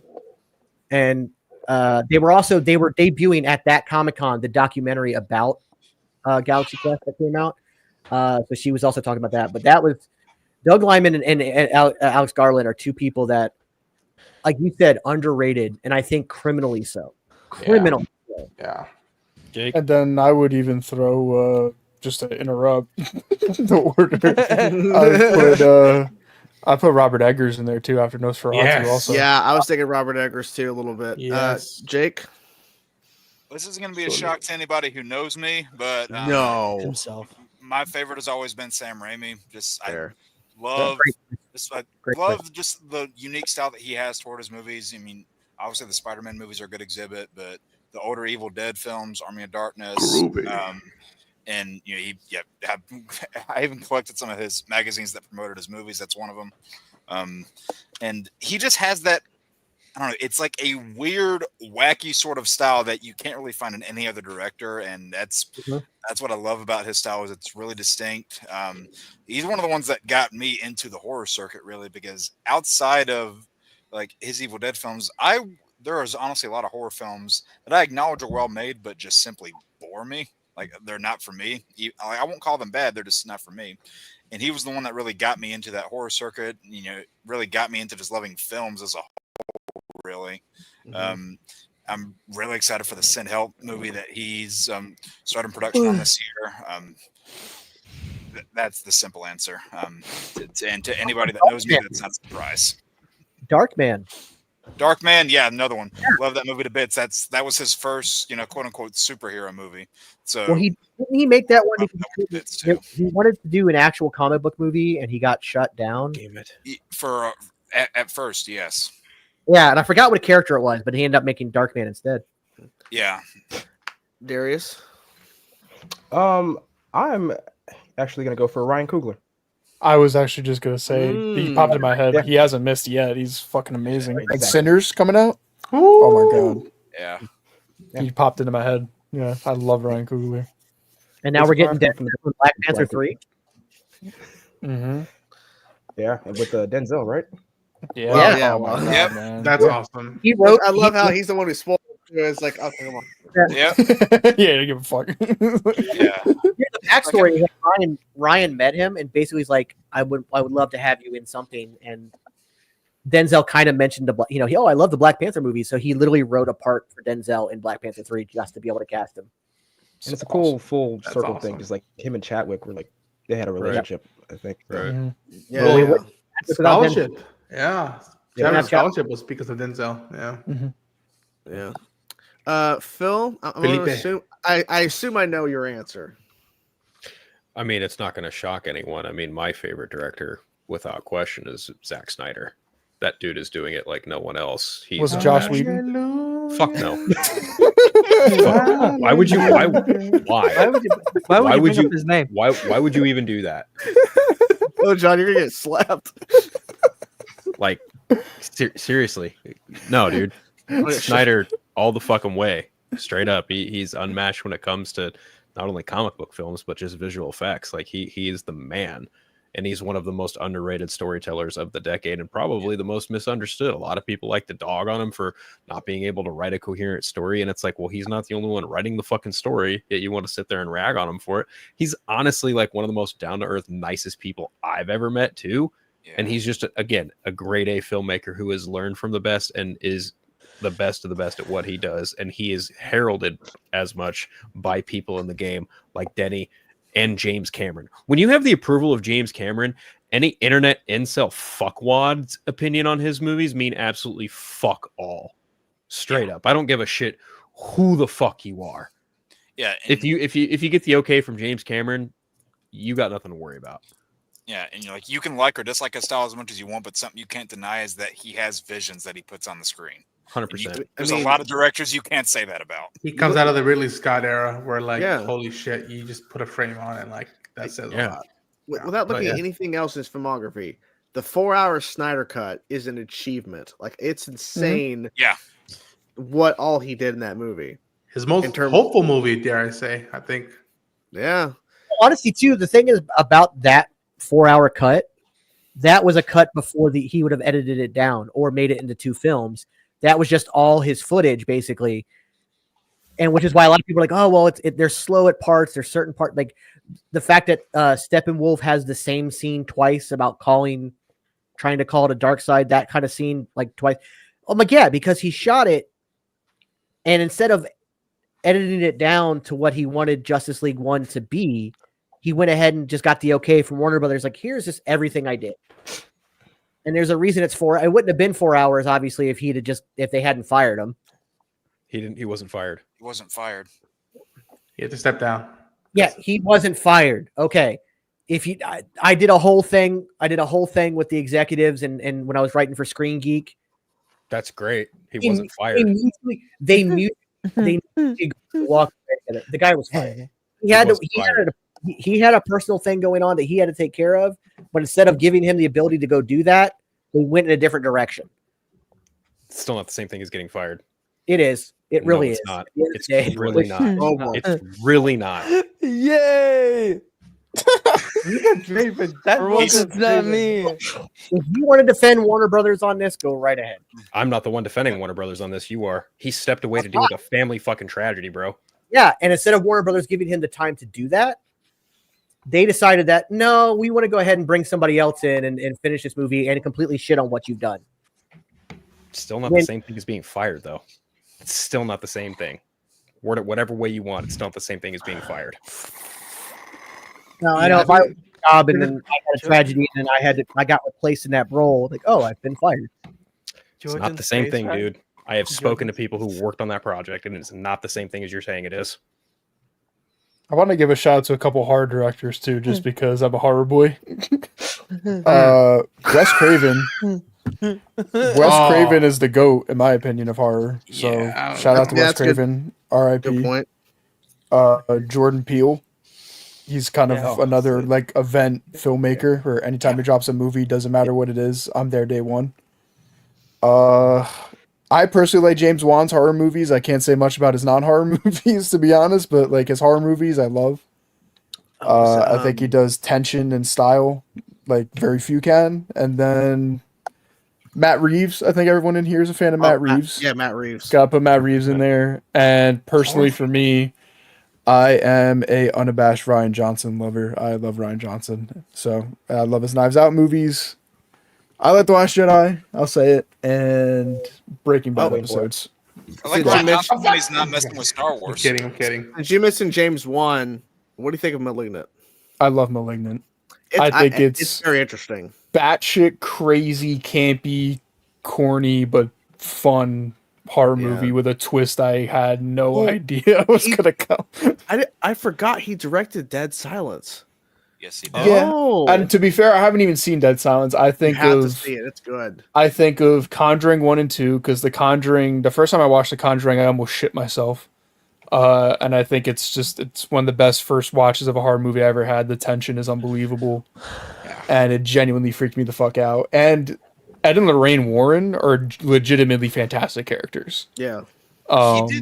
He did the Insidious movies, and he did Insidious 1 and 2, which are by far and away the two best Insidious movies. I kind of ignore the rest of them, to be honest, but nice little duo of movies there. Him and Patrick Wilson are magic. He did Saw 1, which is phenomenal. Like, God, that ending was amazing. Like James Wan in horror kind of only puts out bangers. And really, when you look back on the past like 20 years of horror, he has like some of the biggest, most iconic movies in modern horror. Yeah. And like, I'm not too familiar with some of his stuff outside of horror. The only ones I really know of are the 2 Aquaman movies. Yeah, and I don't like the Aquaman movies as much as I wanted to. I like the first one. It's okay. The first one's like a fun kind of cartoon, like cheesy thing. That's kind of like if you like Aquaman and you like horror, you'll probably like Malignant because it's kind of like campy, cheesy, but horror. So it's a little bit more fucked up. Yeah. With some cool ideas and stuff. It's kind of a similar vibe, but just horror. Yeah, that's like the same. That was the same Raimi appeal. It's like cheese and horror mixed together. And then, like, that'll be for some people, and then it won't be. Like I could very easily see like Sam Raimi make a Malignant sequel or something like that. Would be a franchise like a pop in. I'd be down for that. Now that you said that, yeah, I could definitely see some Raimi-isms in Malignant for sure. Oh yeah, I would have loved to have seen James Wan's The Trench. He was talking about doing as like the spin-off horror Trench movie. I was down for the idea of that. I think that would have been cool. Would have been kind of pointless inside the DCU 100%, but it would have been a movie I would have enjoyed to watch just to see what he would have done. Around Black Manta, it wouldn't have been pointless. Yeah, if you put Black Manta, that's true. Draven. Oh, I already said Christopher Nolan. Yeah, Chrissy. Russo, I like the Russo brothers. There you go. I like I'm everything, just trying to think. There's a lot. I feel like I'm forgetting some big names, but I'm waiting till Claudia finishes. Be like, all right, I wonder who we missed. Yeah.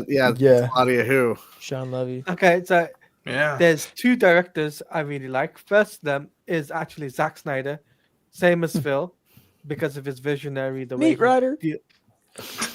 I'm just kidding. I'm just kidding. All right. Shut up, Raven, before I smack your little face. Ooh. Yeah, I want you to. Anyway, continue. So Zack Snyder. Smack me all you want. I think you like. I think you like. I think you like it too much. Anyway, so I like Zack Snyder because of his visuals and the way he deals things. I'm excited for the LAPD movie, and I'm my second favorite director. You'll be surprised by this is actually James Wan. Nice. Okay. Wow. Because I like his stuff, especially his horror stuff. He was his horror stuff I really enjoy. Like I like, and it brought me into the horror genre basically. So nice. We love James Wan. What a guy. Nice. What a guy. You weren't expecting me to say James Wan, were you? No, I wasn't. That's why I kind of screamed. That was a W pick. I appreciate that. So, are there any big ones we've missed? I just realized. I was just gonna say John Carpenter. Carpenter, yeah, because In the Mouth of Madness is like one of my favorite number 2. movies. Oh my god, David fucking Fincher. I'm a moron. I say Carpenter. You know that, but yeah. Yeah. He's probably like my number 2. He's probably my number 3 because it's like Raimi, Nolan, and then Carpenter. Tarantino, I will put it up there for me. Quentin Tarantino. Tim Burton. Oh, he was my number 1. He was the original. Tim Burton, yeah. Tim Burton up there. Tim Burton, I Tim like Burton, Tim Burton. definitely. He's made a lot that I like than I don't like. Yeah, I don't. He is definitely one of those that's got like his own style, and no one can make a movie like Yeah, this. Like but his best movie is Sleepy Hollow, and it's like the least Tim Burton Bernie-isms I've ever seen. That's the funny thing. Yeah, Sleepy Hollow is a fucking masterpiece. Scott Derrickson, I think. Peter Jackson. Scott Derrickson, yeah. Kenneth Branagh, I think, is a great director too. Oh, I respectfully disagree. I really don't like him personally, but that's just fair. me. Yeah, Christopher Columbus. Like personally, or Columbus. Yeah, personally, I think he's a shitty guy. Chris Columbus. I was not speaking to his character there. Crap. Somebody else. I will say also James Gunn does not miss generally. James John Gunn. Hughes. I was thinking about putting James Gunn in there. Yeah. John Hughes. Yeah, that's another one. John Hughes does not miss. I like James Gunn. I don't like the Suicide Squad, or I don't like Guardians 2, but I did like Creature Commandos. Too, but yeah. James Mangold. I was James going to say Mangold. Mangold's worthy. Mangold. Another one. I'll see it complete unknown if you haven't yet. Yep, I have not seen that, but I plan to. Yeah. I'm looking forward to his. David Yates is another one I like. Yeah. Yeah. David He did the Can't back half of stand the Potter David movies, Yates. right? Yeah. Yes. And Yes. not many of them are watchable. Oh wow. I'd personally give a shout out to Radio Silence for horror as well. I really like their 2 Scream movies, and I like fucking oh god, I'm drawing a blank. Samara Weaving, Ready or Not. There we Yeah. go. Really enjoy Ready or Not. Abigail, I need to watch again. I feel like they just gave too much away in the trailers, but I think if I can kind of separate it mentally, I'd enjoy it I more. know someone we all missed. Mike Flanagan. Oh my fucking god, that's one. Yeah, that's another Mikey boy. I love Mikey Mike boy. Flanagan's a fucking. He's so good. Genius. I love that guy. Midnight Mass. I was gonna say I literally just scrolled to Midnight Mass on Letterboxd. I'm just looking. Yep. Love Mike Flanagan. What's the director's name of the It movies? The new It ones? Andy Muschietti. Andy Muschietti. Yeah, Andy Muschietti. Yeah. Andy Muschietti. Same guy doing Brave and the Bold. Yep. Yeah. Andy Pepperoni. I like J.J. Abrams. I think most of his stuff. Okay, Mm. I can JJ. I can get behind that. Yeah. Oh fuck! Well, I mean, we're forgetting George Lucas. Yeah. I mean, Yeah. you know, I tell for people sure. go watch American forget Graffiti, Ron and Howard. you appreciate the stuff. Ron outside of Howard, Star Wars. Spike Lee. I'll throw that out there too. Yeah, Lee. I was gonna say I just hit Black Klansman on Letterboxd. Yep, Spike Lee. Richard Donner. There you Richard go. Donner. Yeah. Oh, Richard Donner. Yeah. Steven Soderbergh. I think I like. He did. Yep. Scott Brothers. Soderbergh's great. Ridley and Yeah. Tony Scott. Yep. Yeah. Oh. Um, yeah. I'll say this too. I like a lot of Joel Schumacher's movies. Yeah. I Yeah, I need to see echo more that of them. sentiment. Oh, Yeah. for, He's Falling for- Down and The Lost Boys are two of my favorites. Falling Down is good. Joe Johnston hasn't made a movie I haven't liked. That Yeah, includes I Jurassic love- Park 3. I like Jurassic Park 3. Yeah. I like Crazy would- tough. I'd put Damien Chazelle in there. I forgot about Damien Chazelle. Love Whiplash and La La Land Whiplash, personally. This might be controversial, but David O. Russell makes pretty solid films too. I like some American Hustle and yeah. American John Hustle. Krasinski, the director of Tron Legacy and Maverick. Joseph Mhm. Kosinski. Joseph Joseph Krasinski. Joseph. Yeah, that's Joseph. Oh, Although now you mention Fede. it though, John Krasinski is a great director in his own right John too. Krasinski. Yeah, because he's the one that did those Quiet Place movies, right? Right. Fede Alvarez. Just Yes. I mean, Alien, Yes. Don't Breathe. Talk about horror. Woo. Yeah, fantastic. Evil Dead. Evil Dead Dead. remake is amazing. One of Yeah. the best horror remakes of all time. Don't Breathe. Uh, Else. I love Don't Breathe. Yeah, James Cameron, I think. James I Cameron. mentioned James Cameron. Oh, but- my bad, yeah. I thought about throwing him out there. I don't think he's made a movie in a while, and I've only seen two. But I'd put Alejandro Gonzalez Iñárritu in there just for The Revenant and Revenant. Birdman. Oh, Love those fucking movies. Robert Zemeckis. Yeah. Zemeckis, he has another one. The guy who made Moneyball and Foxcatcher, I liked his style and stuff. Yeah, Oh, I just watched Miller, Moneyball right? the other day. I love it. Oh, that's Bennett Chainsaw Miller, is right? going to go see one of his movies later on. Lee Winnell. Yeah. Yeah, I Lee can't Winnell wait for made that Wolfman. movie. What's his name? Oh my Yeah, god. he's a I'm watching that screenwriter. next week. Which one, Nice. Ron? He did Molly's Game and The Trial of Chicago 7, but he's a screenwriter. Jesus. Aaron Sorkin. Aaron Sorkin, I like what he's been doing with directing. Yeah, I'll And throw out Carlos. I'll throw out an older name. James Well. He was the director of Frankenstein, Bride of Frankenstein, The Invisible Man back in the day. Like, oh nice. Yeah. yeah, Just Bride of Frankenstein is like, all right, yep. mic drop. iconic. Oh, I don't know. I haven't really watched too much stuff outside of his Dracula film, but Todd Browning, the director of Bela Lugosi's 1931 Dracula, like that's a Francis Ford classic. Coppola, I think Yeah. is up there. Francis Ford, yeah, Francis. Ford Coppola. Has, Megalopolis. has anyone said Robert Redford yet? No, No. Actually, No, but I do like Lions for Lambs. I like that one. Yeah, I was gonna I say think you when it guys comes to missed him, I think my some favorite is probably good Ordinary ones, you know. Hitchcock. Brett Ratner, Brian Singer, Roman That's Polanski. funny. I like funny, those man. Sarah movies. Well, Go ahead okay. and throw Matthew Vaughn in that mix I too. was just thinking that. Yeah, Yeah. I like Matthew Vaughn. I'll just throw this out there. I think Bohemian Rhapsody was really good, but I don't think that was just not really falls on. That him. was Dexter Fletcher. That was not Brian Singer. I mean, yeah, Yeah. Brian Wasn't he Singer was uncredited attached to on? it. He Bohemian? did, but Dexter Yeah. Fletcher was the one who came in and cleaned it up and brought it to Cleaned the it finish line. Yeah. Yeah. Oh, yeah, and Darren Aronofsky, I think, is one. He's out there, but he's a good director. I actually really like The Fountain. Quentin Tarantino. Yep. he was my number Yeah, one. I Yeah, think somebody said Tarantino. I think me and Draven said ours at the same time. Tarantino's my number one. He's my favorite of all time. Oh my bad. I thought you said somebody else. I was looking for him. Adam McKay, I'd put in there for his old school comedies like Anchorman, Yeah. Step Brothers, Other Guys, Talladega Nights. Like he crushed it Yeah. with comedies. I love Vice. What's the guy who did Steve Jobs and he did Slumdog Millionaire? He did that one hiking the guy that stuck with his hand. 127 hours. Yes. I'll throw it out there because I recently just watched this movie, and obviously I want to see more of his stuff, is Osgood Perkins, who did Long Legs. Absolutely. Yep. He's got a movie Doing the coming out monkey. this year. Yeah, the monkey. The monkey. Can't wait. Which is crazy. Yeah. Long Legs, then right after, like basically like Yeah. shortly after, he has another one. Yeah. And I will say, Pressure's I on like, now after Long Danny Legs. Boyle, though. that was the director. Danny yeah. Boyle. one that I'll throw out there, more so for the movies, not the director. Even though I really like the Zorro films, I'm not that big of a fan of Martin Campbell outside of that. But I do really like those two films at least. Casino Royale. Zach Kreger, who did Barbarian, he's got a movie Yeah. coming out this Ooh, year called okay. Chaperone. Mhm. No, it's Companion.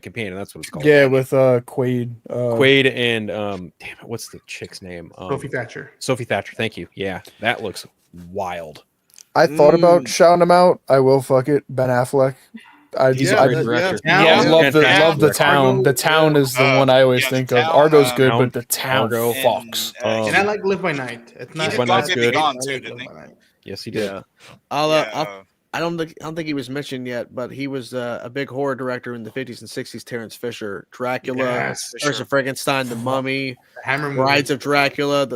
He's done a lot of stuff for the Hammer series. George Romero. I was just thinking that. No one said that yet. I was just thinking that. Yeah. Perfect. Nice guy. Yeah. Night of the Living Dead is like still one of my favorite movies. I can rest now. I remembered the one I was missing. The Coen Brothers. I love the Coen There you go. Brothers. The Big Lebowski is my favorite comedy of all time. No Country for Old Men. Yeah, I mean, Fargo. Like, Talk about a duo who doesn't make the same film twice. No, I I love it. Go check out Akira Kurosawa if you haven't seen those films yet. Yeah. He's the one who's shaped a lot of people. Bless you. Bless you. You Darren? No. I mean, the name's close. Oh, okay. I don't know if anybody. I mean, maybe someone did. I just didn't hear it. Tim Burton. He's got some stuff. We did. Okay, Yeah, I didn't hear it. Didn't hear it. And that his best movie arguably is like the least Burton movie that he's ever made. Sleepy Hollow. Yeah. Some people. I'm looking at the list of like films directed by Tim, and like Sleepy Hollow is 9th. Tim Burton's just not my style, but I respect him. What's first on there?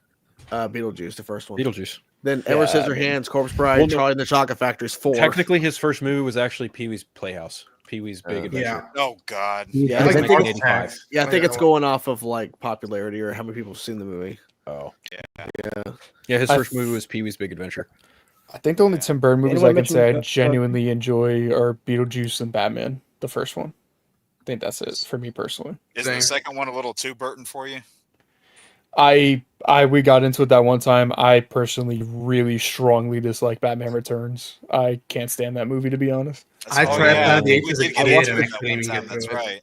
I find watched it for the first really time hard last to year. watch. That was like I was shocked. The only movie I prefer- can watch from the original like Batman movie run is the first one, and that's kind of it. I movie? prefer Batman Returns to Batman, honestly. Really. I prefer Returns. Okay. I think Returns is definitely more of a Burton movie. Yeah. Yeah. Oh, it's definitely more Tim Burton. I think that might be why I don't like it. That's fair. And that's one thing that I'm learning is my sister, I'm trying to get her into some more Burton movies. I'm learning now that is just not her speed because she likes the first Beetlejuice, likes Nightmare Before Christmas, and the first Batman, but that's about it. Technically, Actually- he did direct Nightmare Before Christmas. All right. Actually, it wasn't him who He only directed produced it. I would say I would also add I would add Charlie and the Chocolate Factory to it too. That was one of the first theater experiences I remember as a kid. I remember seeing that as well. And I found it fun. And then I also remember liking Corpse Bride as a kid. Alice in Wonderland over Charlie and the Chocolate Factory. I any day of fucking the hate week. that. Was so much hell yeah, better. I don't like either one of those movies. Oh, wow. Like, I'm not gonna lie, like it's either I really like Tim Burton's movies or I fucking hate them, and there's really not much in the middle. The one Tim Burton movie I actually really don't like and have never liked all that much, Edward Scissorhands. I've never been. Oh, he's into that awesome. movie at all. I just got bored when I watched it, to be fair. honest. That movie bored. I was never just finished it. not my bag at all, and I'm not Yeah. even a huge Johnny Depp fan. I honestly, like, I still maintain the best role Johnny Depp's ever done is Ichabod Crane and Sleepy Hollow. Everything else is more or less a Jack Sparrow has entered of the Jack chat. Sparrow. Andy Yeah, Brasco. Yeah. I think I like him in that one. That world's end. I have like Edward Scissorhands has a special place in my heart, but that's only because it was shot in Clearwater, and my parents were living down there at the time. Mhm. And my mom got to meet Vincent Price, who I'm named after. Oh, nice. That's cool. That was a big deal for her. So like that movie's always had a special place in my family. But like watching it objectively, it's okay. Winona Ryder in that movie? Yes, she is. Yeah. Yes, she is. She's better than Beetlejuice, personally. Yeah. She is better than Beetlejuice. I just love the scene in Sleepy Hollow where you're thinking Christopher Lee is there, and behind him is the. I need to rewatch Sleepy Hollow, to be honest. The freaking like what Eagle Wings or whatever, like he's Dracula and shit. I love that scene. Was the series Sleepy Hollow any good? I never got through it. It was decent. Did you watch the whole thing? I watched it in parts. I need to like go back and actually watch it from start to finish. But I remember liking what I saw. Yeah, I only watched season 1. I think I got to like season 2 at some point. I know like the female lead, like something happens to her character or something. But like 4 seasons, aren't there? You watch, if you watch Burton's Sleepy Hollow, you're gonna see a lot of Harry Potter actors in that. Yeah, like the guy who plays Dumbledore from Goblet of Fire, or no. Yeah, Prisoner of Azkaban. Michael Gambon. Wizard. It's Gambon. Prisoner of Azkaban. He plays him from Prisoner of Azkaban onwards to the last movies. Michael Gambon. He's in it. He's got a pretty sizable role in it, actually. There's a few other notable Harry Potter actors in that movie too. Phil, I'm just noticing. Is that a Schumacher Batman tattoo on your left arm? No, it's the Burton logo. Okay, I couldn't tell if it was Burton or Schumacher. Yeah, I got this tattoo in 2014. I've honestly been thinking about like getting a redo over it with the Batfleck logo. Personally, nice. I like how these two fucking hooligans have to laugh their ass off at something. They shared a meme. What are they laughing at? I don't know, like because I feel like Johnny's the only one. Draven sent me fucking Minecraft porn, dude. That's what he did. Oh my god, Draven. Hey, bro. I was gonna make a Christopher Lee lollipop joke for Charlie and the Chocolate Factory, and then I just opened up Instagram and I see fucking in Minecraft, bro. I don't know what's happening anymore. That is a funny moment where like little Charlie has all the candies. Like, bro, I love it. Lollipop. So, Ladia, what were you saying? Draven, we know you like Shrek. And we know Shrek hilarious. Took you up Reester, right? So you don't need to go to Minecraft. Now you don't need to go to Minecraft because that's a new thing. Shaders, bro. It's can we get a Minecraft model? Shall we put a Minecraft model and put your face over it? Sure. I don't know if anybody's mentioned him, but Jon Favreau. I like. Yeah. Oh, Favreau. Yeah, I like Favreau. I think phenomenal movie. I like Chef is amazing. I like Iron Man 2 more than I like Iron Man 3, but then again, Iron Man 3 wasn't Favreau, so yeah, it was Iron Man 3 was such a disappointment because I actually liked Shane Black and I was expecting a lot out of Shane Black, and then I can't stand that fucking movie. It's so pulpy and so fucking weak. I rewatched it earlier today. I wanted to give Shane Black... even the end credits are obnoxious. I can't stand watching that fucking movie. What movie are we talking about? Iron Man 3. I fucking hate that movie. The Passion. One, like, I had like going into that one. I had like a little bit of a personal attachment going into it because it was filmed here, and I was like, "Oh man, this is gonna be like something. This is gonna be a nice experience." I was like, "Man, this is like 15% coherency, 85% Shane Black bullshit." Yeah, if you went into that movie on the high of the Avengers, that movie straight killed your high. That's the only reason it made the amount of money it did. Yeah, I know. The Iron Man 3 was my least favorite MCU movie of all time until the Eternals came out. Oh, blasphemy. I'm just kidding. See, Iron Man 3 has slowly moved up because of things like Taika Waititi and fucking... I'm not gonna lie, bro. I'd rather watch Taika Waititi make a shitty film than Iron Man 3. I'm not gonna lie. I just thought it was like Taika Waititi and then Taika Waititi again. Yeah. I'd rather watch, like, just Taika fucking...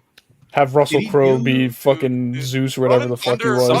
Somehow Iron Man 3 has made it to the top of my rung of the bottom of the barrel of the MCU for me. It's just because so like bad. It goes like Iron Man 3, Age of Ultron, and then both of Taika Waititi's movies, and then somewhere in there is Captain Marvel. That one kind of fluctuates. Yeah, and that's Captain Marvel's bottom for me. Actually, let me double check that. Captain Marvel's just kind of mid to me. I thought people overblew that one. That's another movie that was riding in the high of the Avengers movies, and it made $1 billion because of it.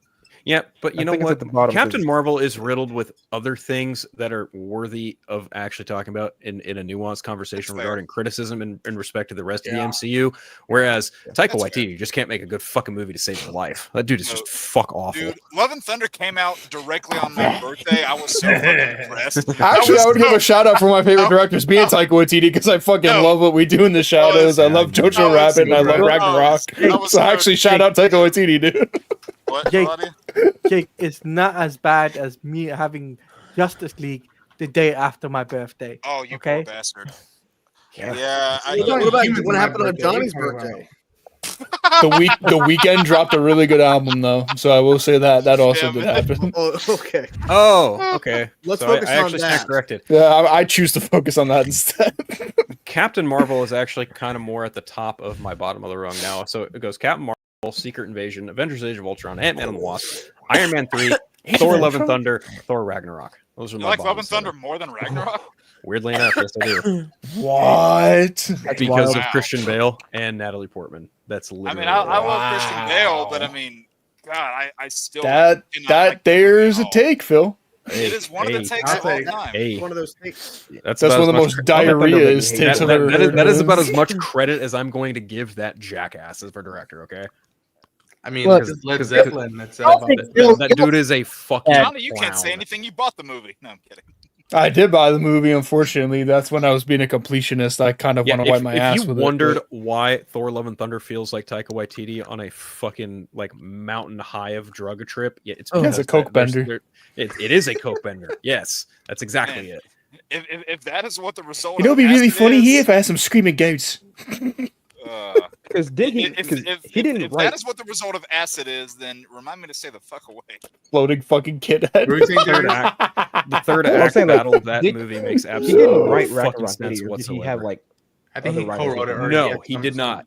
Oh no, he was did. Eric, Okay. It was Eric Pearson who handled the script from. Oh man, who also handled the script? Ragnarok is probably a top 10 to 5 MCU movie for me. I fucking love that movie. Yeah, that sounds I about think that's the right. difference. That But what's Taika weird is Okay, Sounds so about right. Ragnarok Yeah. was written by Eric Pearson, Craig Kyle, and Christopher Yost. Christopher Yost. Oh, That's why that movie might feel a little more coherent. But then Taika threw that fucking script out and still decided to do whatever the fuck he wanted. So whatever. Yeah, because whenever it came to Love and Thunder, that was Garbage. Jennifer Robinson, Fucking right? Ass place. Yeah, 'cause I think when Asgard. when it came to Love and Thunder, I think that was Jennifer Kate Robinson who did that one. Whoa, you hit me, put you off. I might be wrong on that. I'm pretty sure that's who was. I wrote Love and Thunder.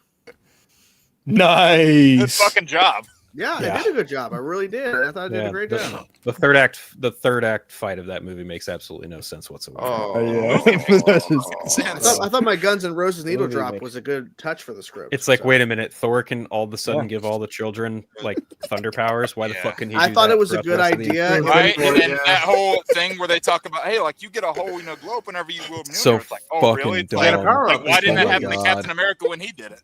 When I pitched this idea to Kevin Feige, he said, and I quote, "Holy fucking shit!" And then we did it. No, Dude, Nice. Thor, I don't know. Love I and don't know who Thunder. brought it up, but someone Thor, said, Love and Thunder makes Batman and Robin look like New York cinema. Amen.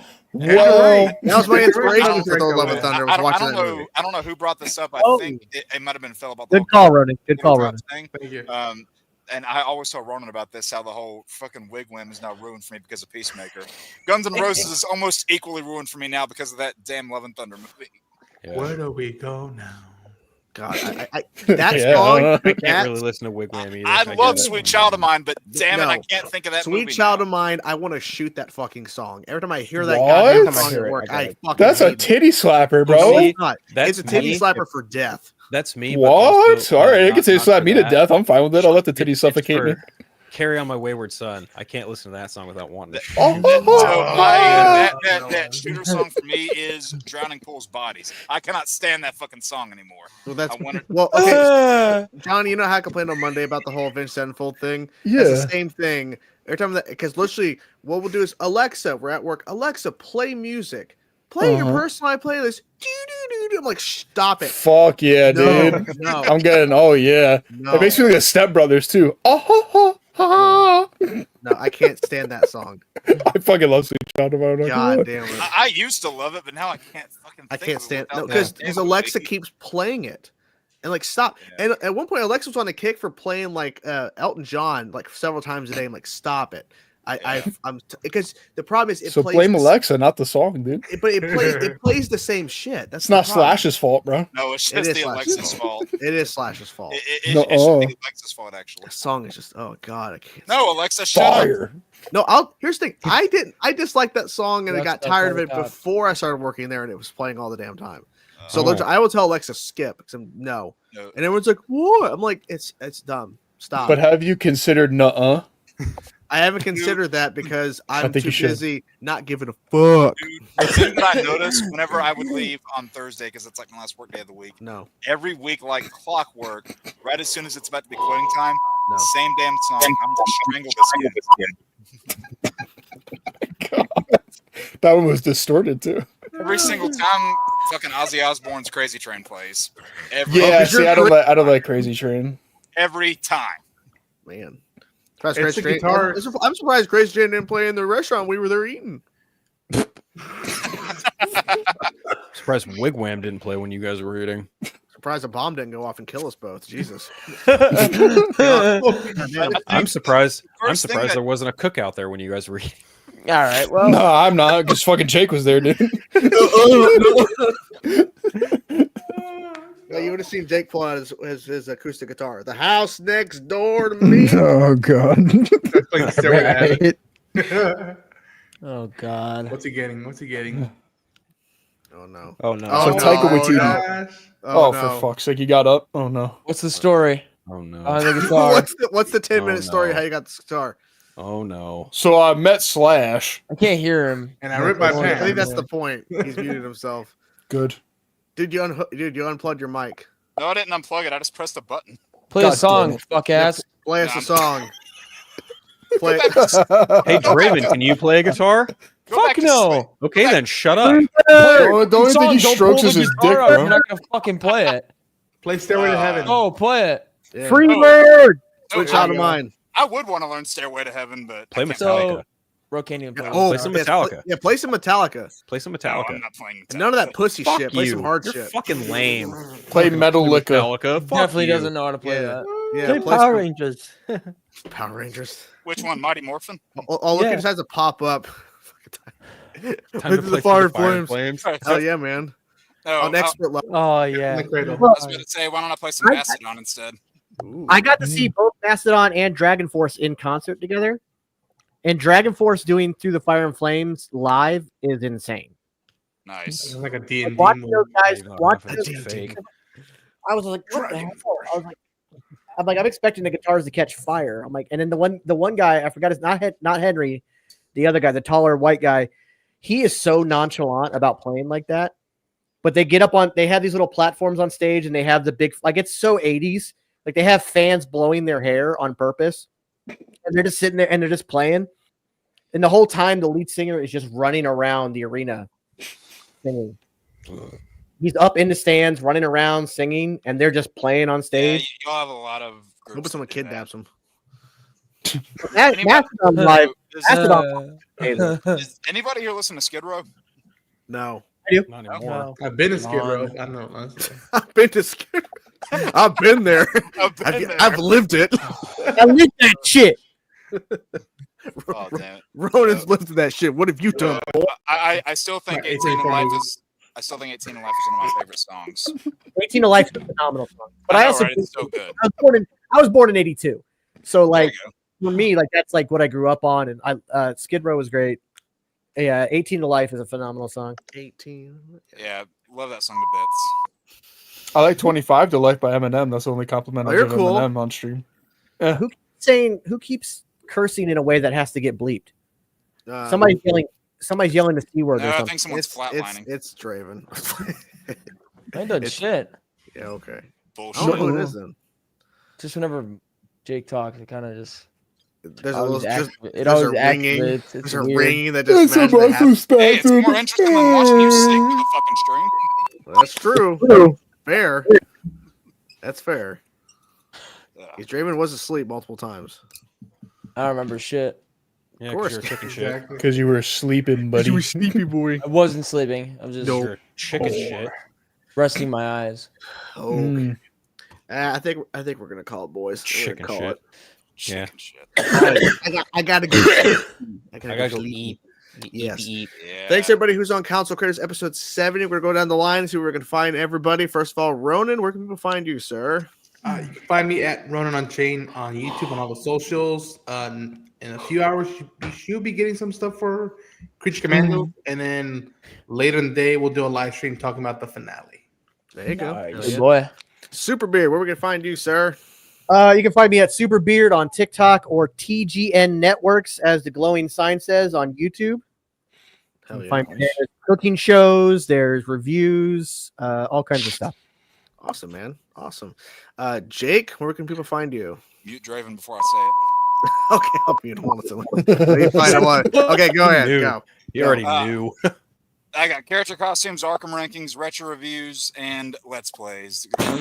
Week we got Green Lantern costume rankings, we got X-Men Legends 2 retro review, and then a lot of stuff throughout the week. That's all right. Draven is muted. Sorry, I guess they had to fill in the blanks there. Yeah, I know it wasn't him. That was Darius, where can people find you, sir? All right, you can find me at Darius the Great _ENT on YouTube and TikTok. Talk wrestling, comics, this, that, and the other. You know. Perfect. Awesome. Phil, where can people find you, sir? There you go. Everywhere except X. 'cause fuck Elon Musk. That dude's a clown. Oh, Bobby. YouTube, Vero, Threads, Instagram, Blue Sky. Oh, damn it, Bobby! You can read my stuff on Multiverse of Color. I read a bunch of reviews and shit. And every Friday Phil on YouTube, 4:05 Pacific Standard Time. I'm gonna fill you, Peggy Hall. Johnny.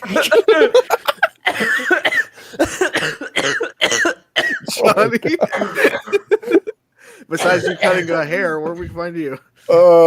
listening to music and yapping and being fucking dumb. And I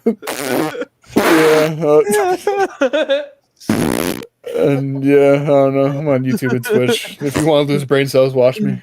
Hell yeah! And I was the winner of the music. You were the winner of my Music Monday birthday bonanza. Wasn't much of a competition. Exactly. Not really. Crushing them. I mean, Joby gave some good You had recommendations. Joby, and then you had Joby was just trying to show me music and be wholesome, and then this dumb little kid on there. Yeah, that fucking clown. Dre, where we will find you, sir? Sleeping. Sleeping. At least find he's him honest. find him at Draven. Bottom one. At least he's honest. Bottom one. And finally, Taladia. Is he frozen? He's frozen. Oh shit. Oh god. Screenshot that. By Odin's beard. You mother. Taladia, are you there? Don't save the queen. Hold on. Taladia, are you there? A whale's vagina. Oh, no. Okay, I'll try my best. Taladia plays at YouTube and wherever else. I think he streams on Twitch as well. He plays Marvel Rivals. He does reactions. Check out Taladia. Yes, bruv. He's back. He's back. Taladia, where can people find you, sir? Where can people find you? You guys can check me out on YouTube. You can find me on YouTube at Taladia Plays on X. Oh shit. Oh no. On Say X, it. Marvel Rivals, YouTube, Damn. all that. Taladia plays everybody. Claudia pissed got a off lot someone in more. the Matrix today. Holy shit. Yeah, Taladia, you froze again. We pretty much got the Yeah. Marvel Rivals reactions to Yeah. Commandos and all that. Yep. Yeah, all that stuff. All yeah. that fun You know stuff. this guy. Taladia, everybody, Taladia. And Yar. another crazy stream completed. Next week we'll be back with who the fuck knows. Anyways, we'll see you guys next week. Everybody. Fuck you, Ryan. Everybody.